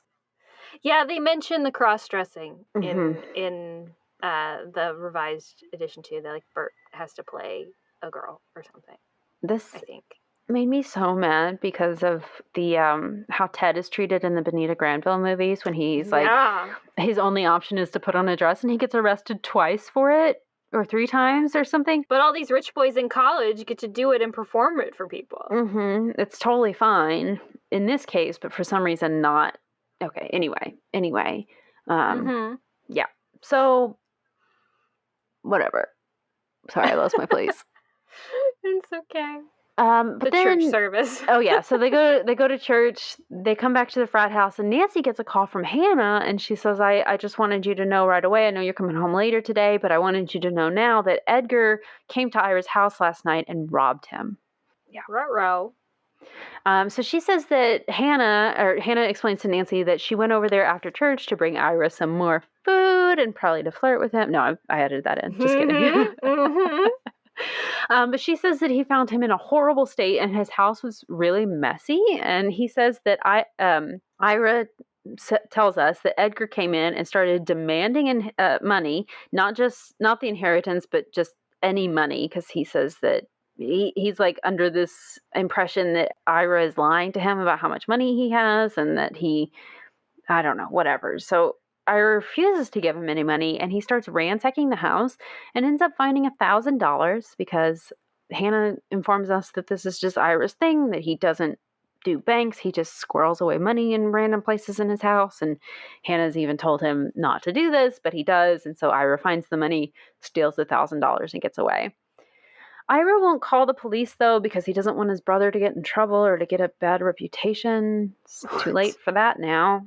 Carson's not at home, though, and Hannah doesn't know what to do. And Nancy tells her, I'll be home that evening. Just sit tight. I'll come help with whatever I need to do. So they have lunch, and before they leave, Nancy decides that she's going to try to go back to that boarding house one more time where the other Nancy had been staying, and Ned goes with her this time. They're in luck, though, because the owner of the house is somewhat distressed because when she returned from church that afternoon, she found 2 weeks' rent on the dresser in Mrs. Smith-Drew's room. All of her belongings were gone, and there was just like this weird note left along with the money. She doesn't know if Miss Drew herself moved out or if someone came and took all of Miss Drew's stuff for her, because obviously she wasn't home at the time. She was at church. And also we have to say that all of the whole street is all good church-going people who are, way above any of the, oh God, sorry, this is just so bad. But all the other neighbors were also at church, so they didn't see anyone. But this strange note, Nancy reads it, and Nancy figures out that it's a bunch of Shakespeare quotes. And Ned and the owner of the house are super confused by this, but Nancy's like, I know what it means, and I know what to do next. Ugh. It's ridiculous, too, because it's literally all it is she's just, like, reading the quotes as, like, being literal. Yeah. Like, yep. That's it. She's just like, she's just trying to tell us a story about, this situation with a man that she's in and that she's unsure what she's supposed to do, but she's going to take a chance anyway and marry him. It's like, yeah, obviously, like, that's literally what it says. Like, whatever.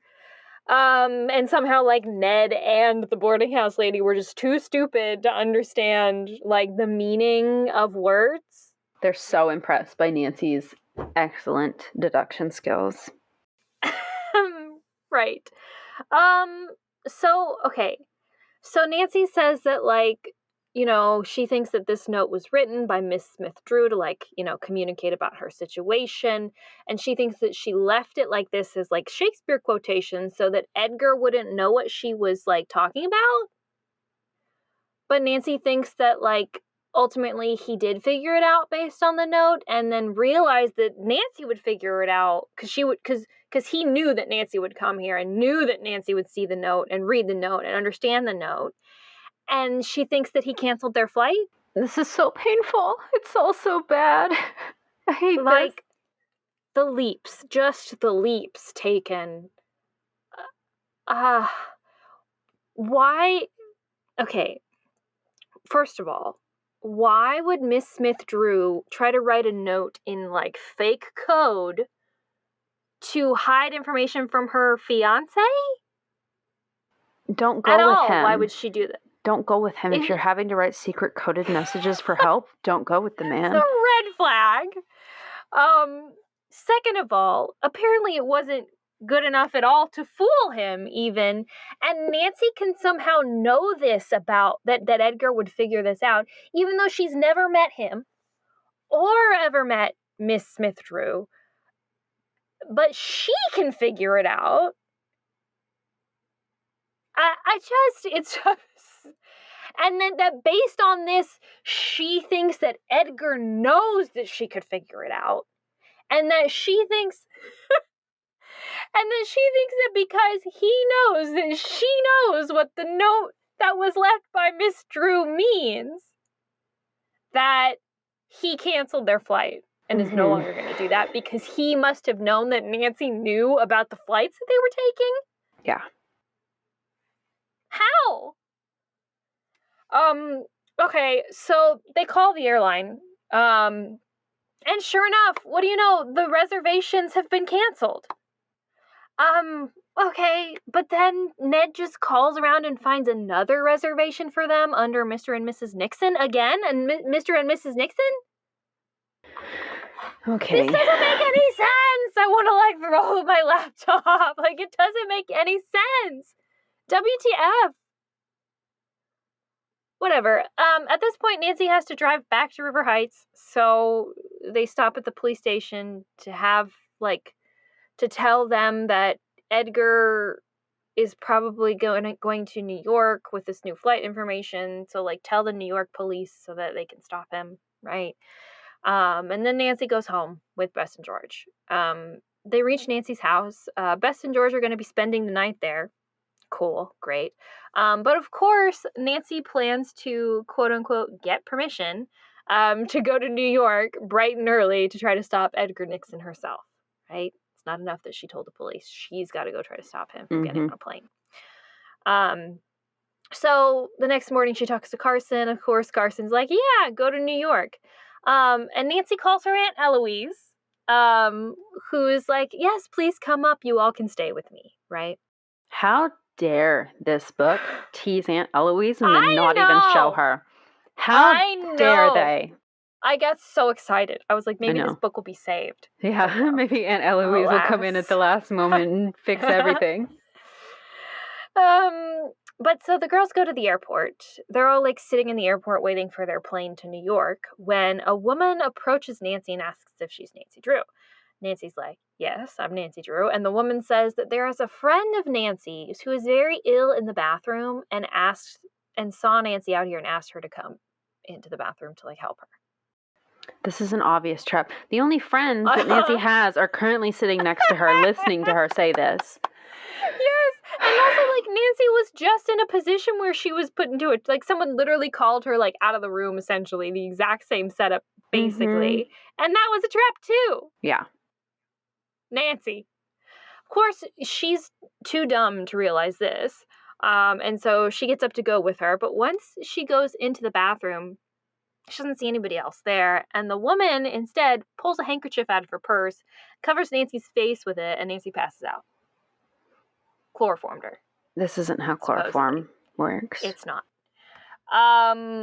Luckily, Bess and George are able to find and revive her before their flight leaves, and they get her onto the plane. So it didn't even matter. They find her in the airport nursery, which I didn't know used to be a thing. Yes.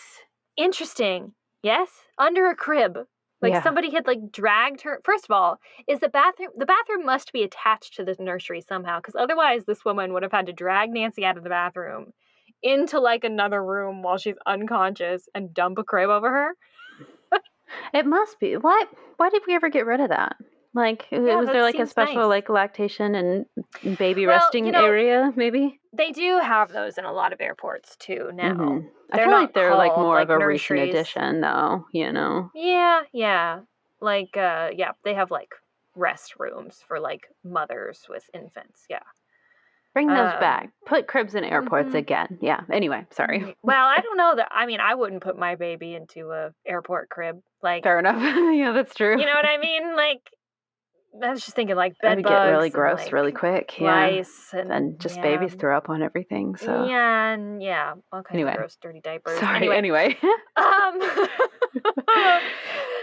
But yeah, so it's fine. They get Nancy on the plane. She's groggy, but she eventually she takes a nap on the plane and then she's fine. So they get to New York, and they get off the plane, and George suggests to Nancy that she disguise herself since somebody is clearly going after her. And Bess and George will just like follow behind her discreetly as if they like don't know each other so they can be backup for her, right? So that's what they do. And Nancy approaches the airline counter to ask them, hey, has Edgar and Miss Drew checked in yet? And they're like, no. So she settles in to wait for them. And then, of course, just a couple moments later, a couple comes up and the man looks a whole lot like Edgar Nixon. And so he tells the woman to like wait and like sit down in like the waiting area, right? And he goes up to the counter himself. And so while he's at the counter, Nancy quickly explains to the woman, who says she is in fact Nancy Smith Drew. She says, hey, the man you're with is a criminal and is going to steal your money. Don't marry him. She learns that she hasn't actually married him yet, so that's fortuitous or whatever. And then as she's talking to this woman, two plainclothes policemen come up to arrest Edgar. I guess the New York cops were waiting and watching for him here. Of course they are, because you told them to, Nancy. I love this as well because Nancy, Bess, and George have like worked out this. They're like, we need a signal. What can we do? Because they're like across the airport from Nancy, and she's like, okay, if something happens, wave your purse in the air so that I can see you. And so the plainclothes police officers go up to Edgar, and she looks over at Bess and George are across the airport, just like swinging their purses around. It's like that's inconspicuous. Like nobody's gonna look at the teen girls swinging their purses in the air over their heads in the airport like they're using it as a lasso at the rodeo. It was great. Yeah, so he gets arrested, and Nancy Smith Drew is like upset. Of course, she didn't know anything about all of this crime going on, I guess. Nancy actually goes up to Edgar and like talks to him. And he just admits to stealing the letters from Ira's bag. And he says, he was following, he just explains his whole life story. He's like, yeah, I was following Ira because Carson's client is apparently a big talker, was also part of Edgar's Lonely Heart scheme. And so he knew that she was going to be sending money to Carson in the mail. And so he was following Ira to try to steal that letter with the money. But then, he saw the other letter that was addressed to Nancy. He opened that, learned about the inheritance. And so he started scheming on how he was going to marry this other Nancy Drew and get her money. Yeah. So Nancy asks if he still has the money that he stole from Ira. And he's like, yeah. And he just hands it to her. Here, give it to him. Give it back to him, that cheapskate. All that and for then, that. And yeah, he also tells her to give it back to him because Ira never did treat me like a brother. Well, you didn't treat him like a brother. You stole his money, dude. And then he's led away by the cops, and the other Miss Drew is like left to wonder what she should do now that she's not going to get married. Celebrate that you didn't get yourself into this mess with that crazy man. Nancy tells her that she should go to London and have a fabulous time without Edgar. She also doesn't mention, I mean, I'm sure she does and she will, but she doesn't mention hey, get in touch with Malmesbury Bates Jones. Because you have like $1 million. Yeah. And then the other Nancy's like, yeah, great idea. I will go to London. And then she recites, hold on. Yeah, you just gotta read it. Because there is no way.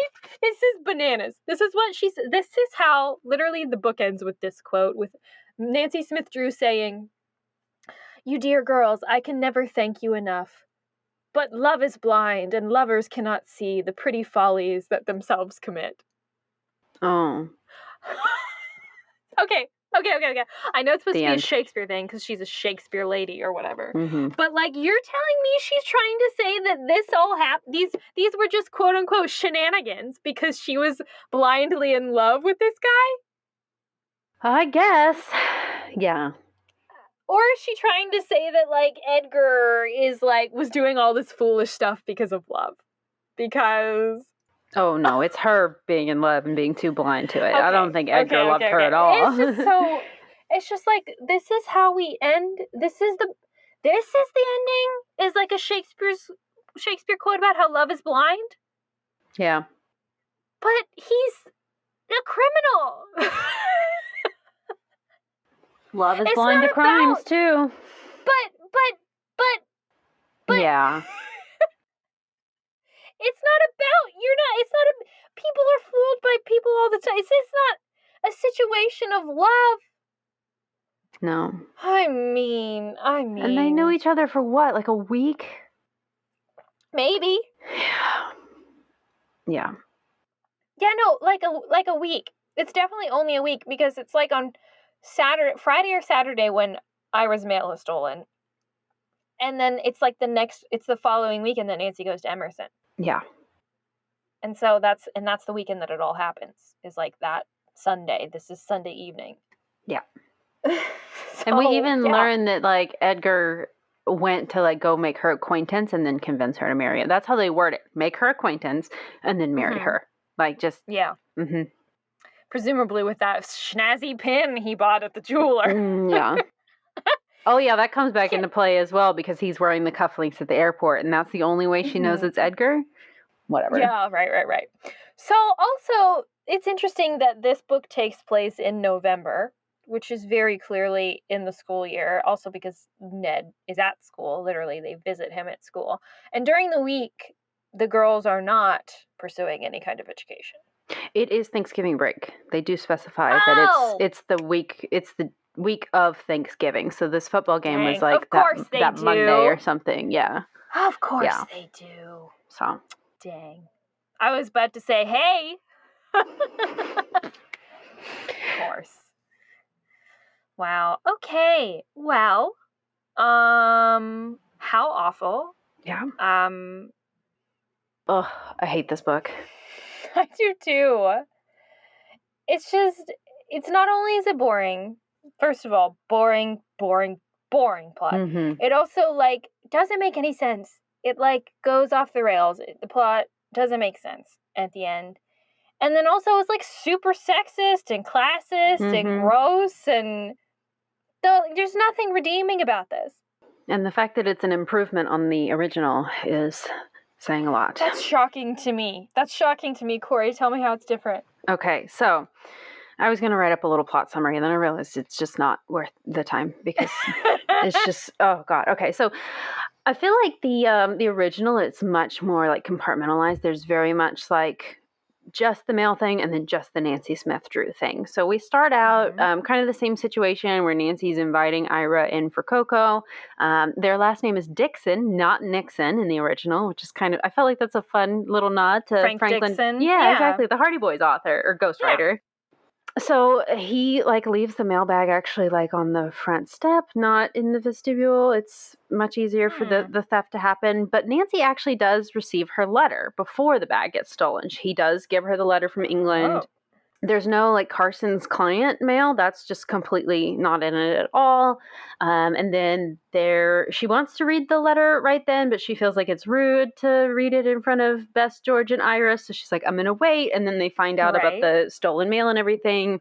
Ira does not go to the hospital or anything. He does feel really awful about it, but Nancy's like, no, it's going to be okay. I will go with you to the postmaster to explain what happened. I will take responsibility because this isn't on you. I suggested to you that you leave your mailbag where you did, and that's when it got stolen.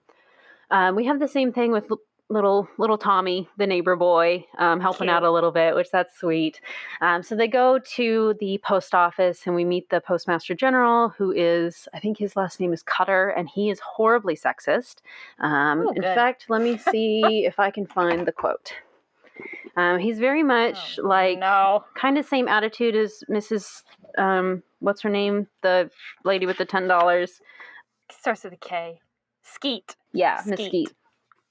So Cutter, the postmaster, starts telling Nancy that this is all her fault, and she's like, oh, I was in such a hurry. He says, I'll certainly agree you were in a hurry. Now, in my day, young women didn't go flying around like wild turkeys.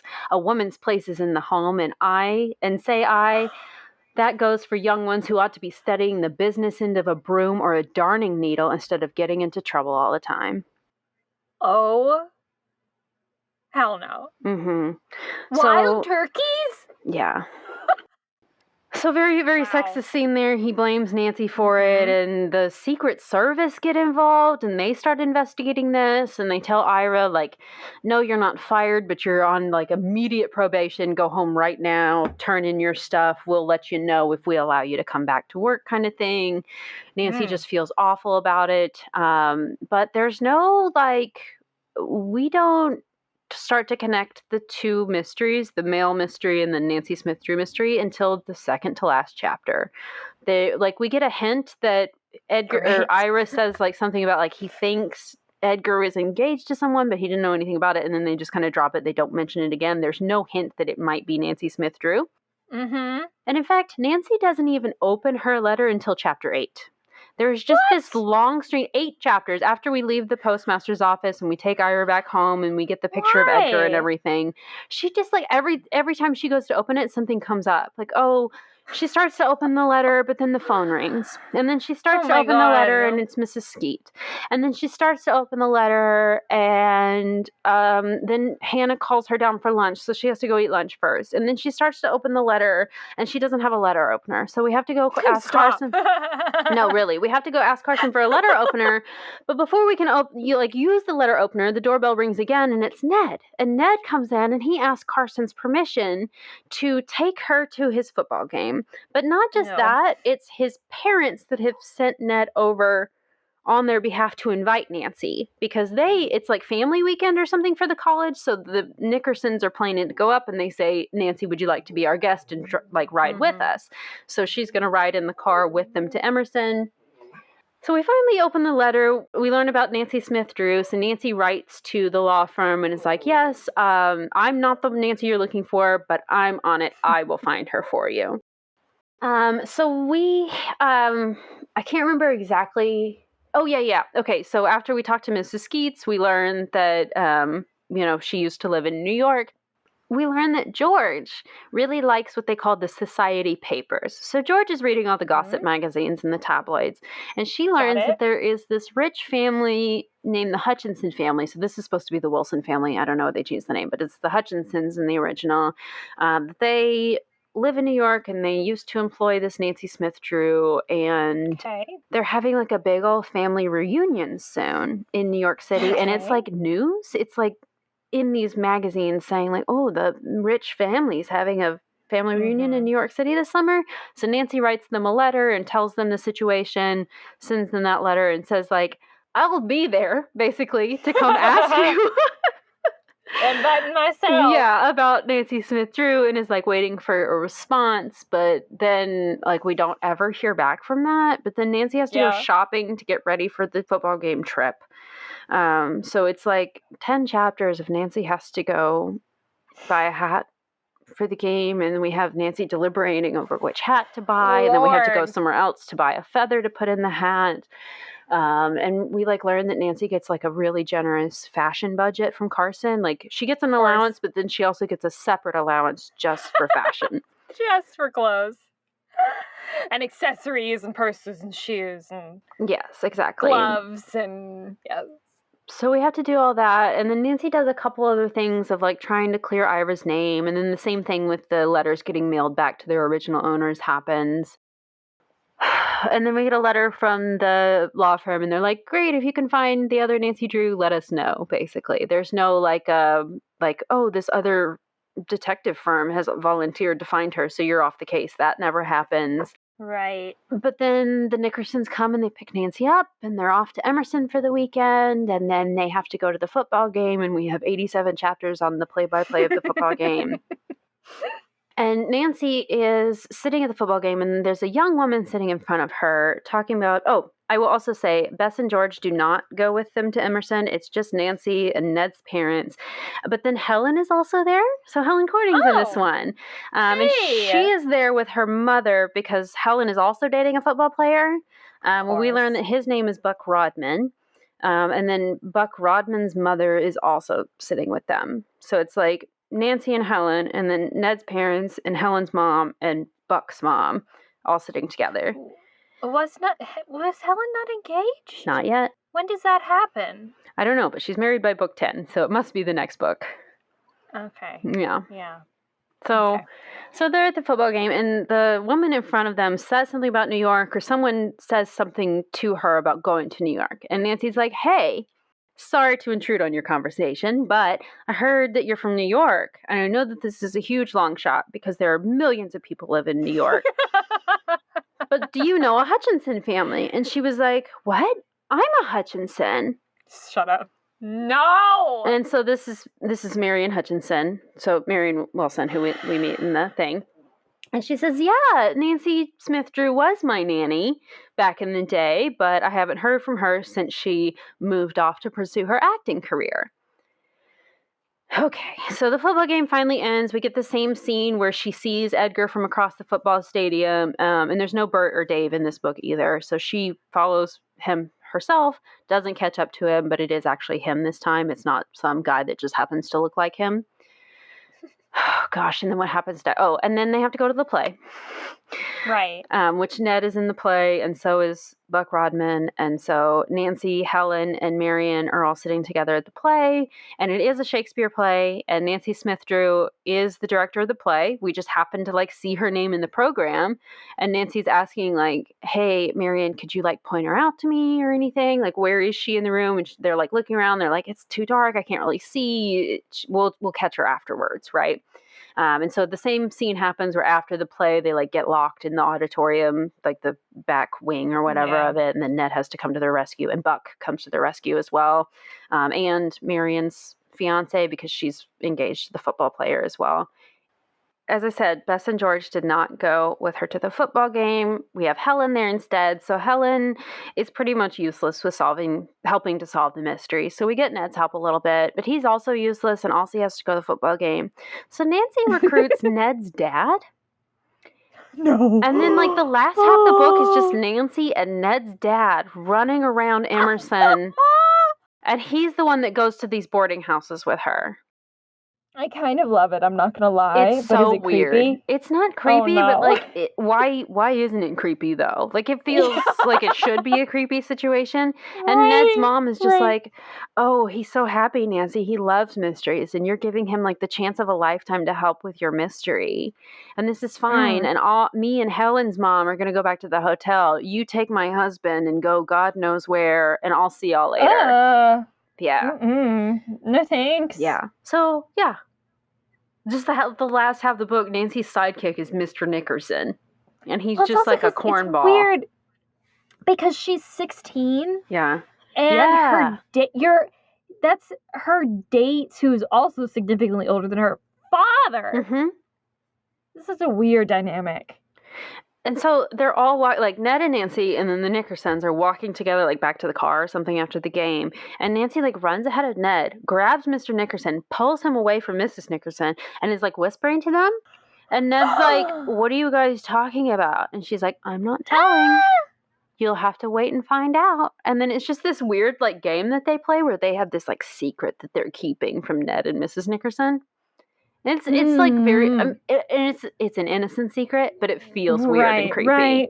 Yeah. Yep. So got it.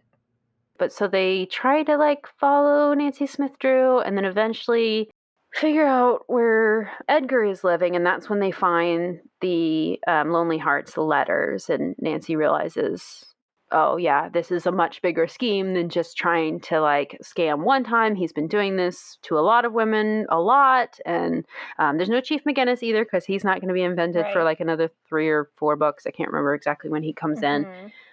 But then Nancy finally figures out where Nancy Smith Drew is living, and goes into the boarding house, and she goes upstairs, and Edgar is leaving as she's going in. And she goes upstairs and finds Nancy Smith Drew crying, and she's "I can't go away with that man. He's horrible to me." Because she'd kind of overheard Edgar yelling at her when Nancy was going in. And so Nancy's "Yeah, well, good news. You have all this money waiting for you in England, so you don't have to do that." And then the most important part, before we can do any of this, we're getting snowed in because of the snowstorm. So before we can go to the boarding house or anything, because we do that on the last day of the trip, we actually never go to New York or anything like that. We're in River Heights, and then we're at Emerson. We never go to Riverview or anything like that, Riverside Riverfield. What? It doesn't. Whatever the town is where they think that they can find her. Ridgefield. Yes, thank you. Yeah. So they're snowed in, and they were supposed to leave that afternoon, and Nancy doesn't stay at the fraternity house. They're all at this hotel together with the Nickersons and Helen and Marion and everybody.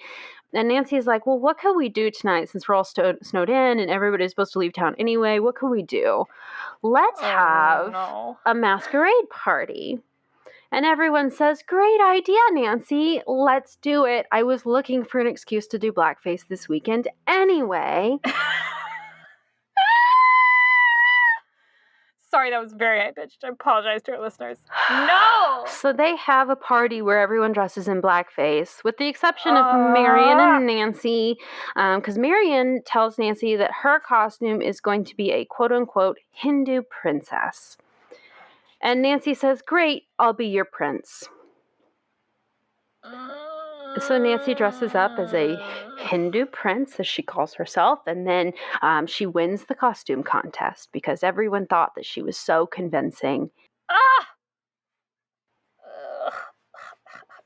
feel gross. Yeah, the whole description of the party scene is very, very disgusting.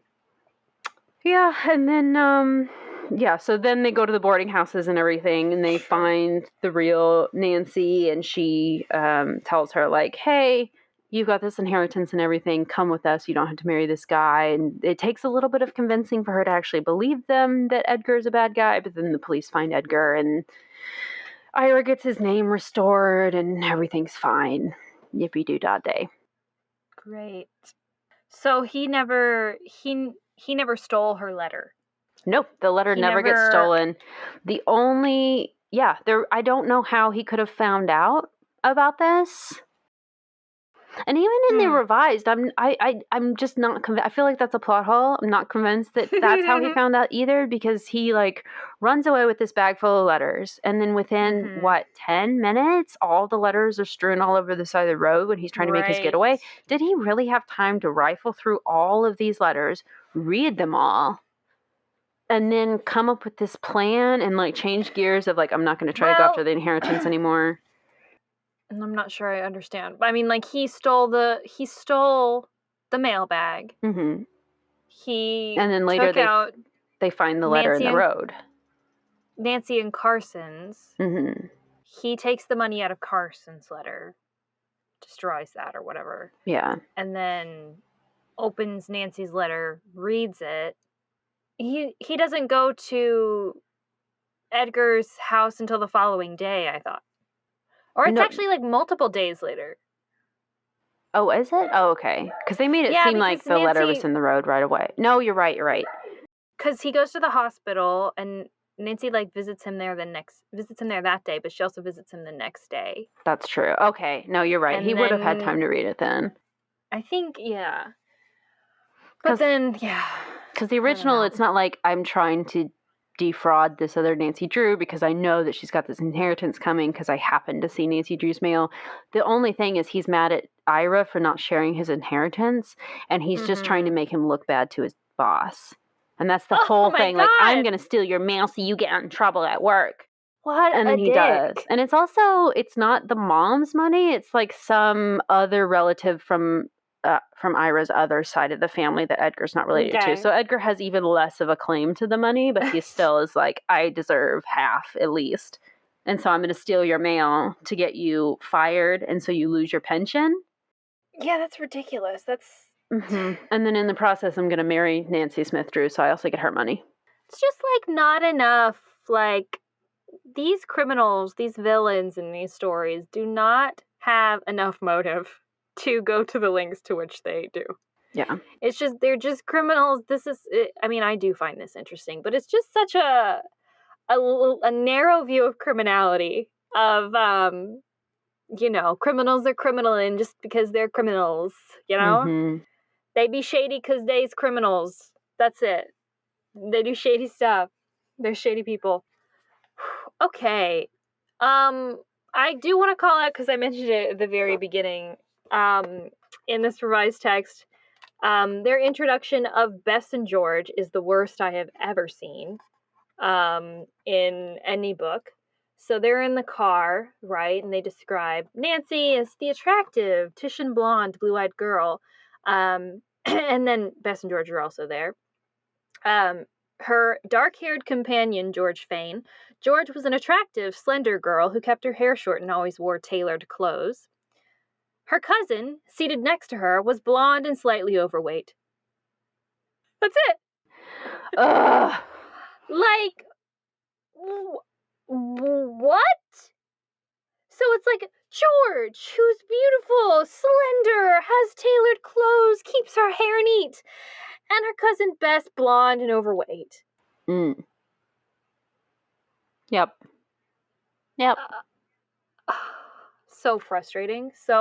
And I was like, man, Walter Carrick has some splaining to do. So does Harry Stratemeyer. Yeah. For letting that through.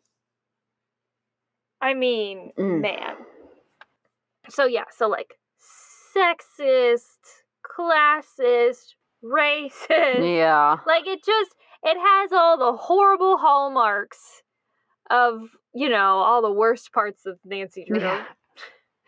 Oh, and also, none of the good. Nancy's car is maroon in the original. I feel lied I saw to. you snapped me that. Yeah. Yeah, that's crazy. And because Nancy's supposed to be 16, we learned Ned is a sophomore at Emerson. So what is that age difference?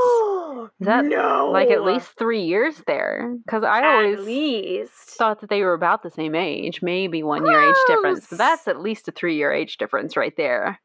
Gross. Gross, man. Yeah. Okay. Yuck.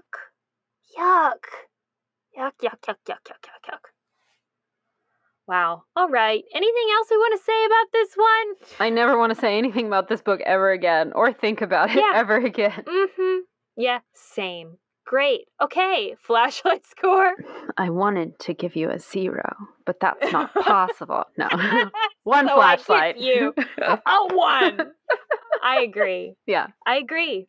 Hard 1. Yeah. Yeah. So, 0 out of 5. Do not recommend. Let's hope the next one is better. Do not recommend. Yeah. Because the next one we're going to get to read is number 14, The Whispering Statue. Ooh. Thank you to our patrons who voted on that. It was a 3-way tie for a while, and I was sweating a little bit. We were going to have to figure something out. But, yeah, number 14. We were talking about how the title reminded us of Doctor Who. Oh, yes. But yeah, I guess we'll see what that's about next time, regular Drews. Yeah, join us then. Bye.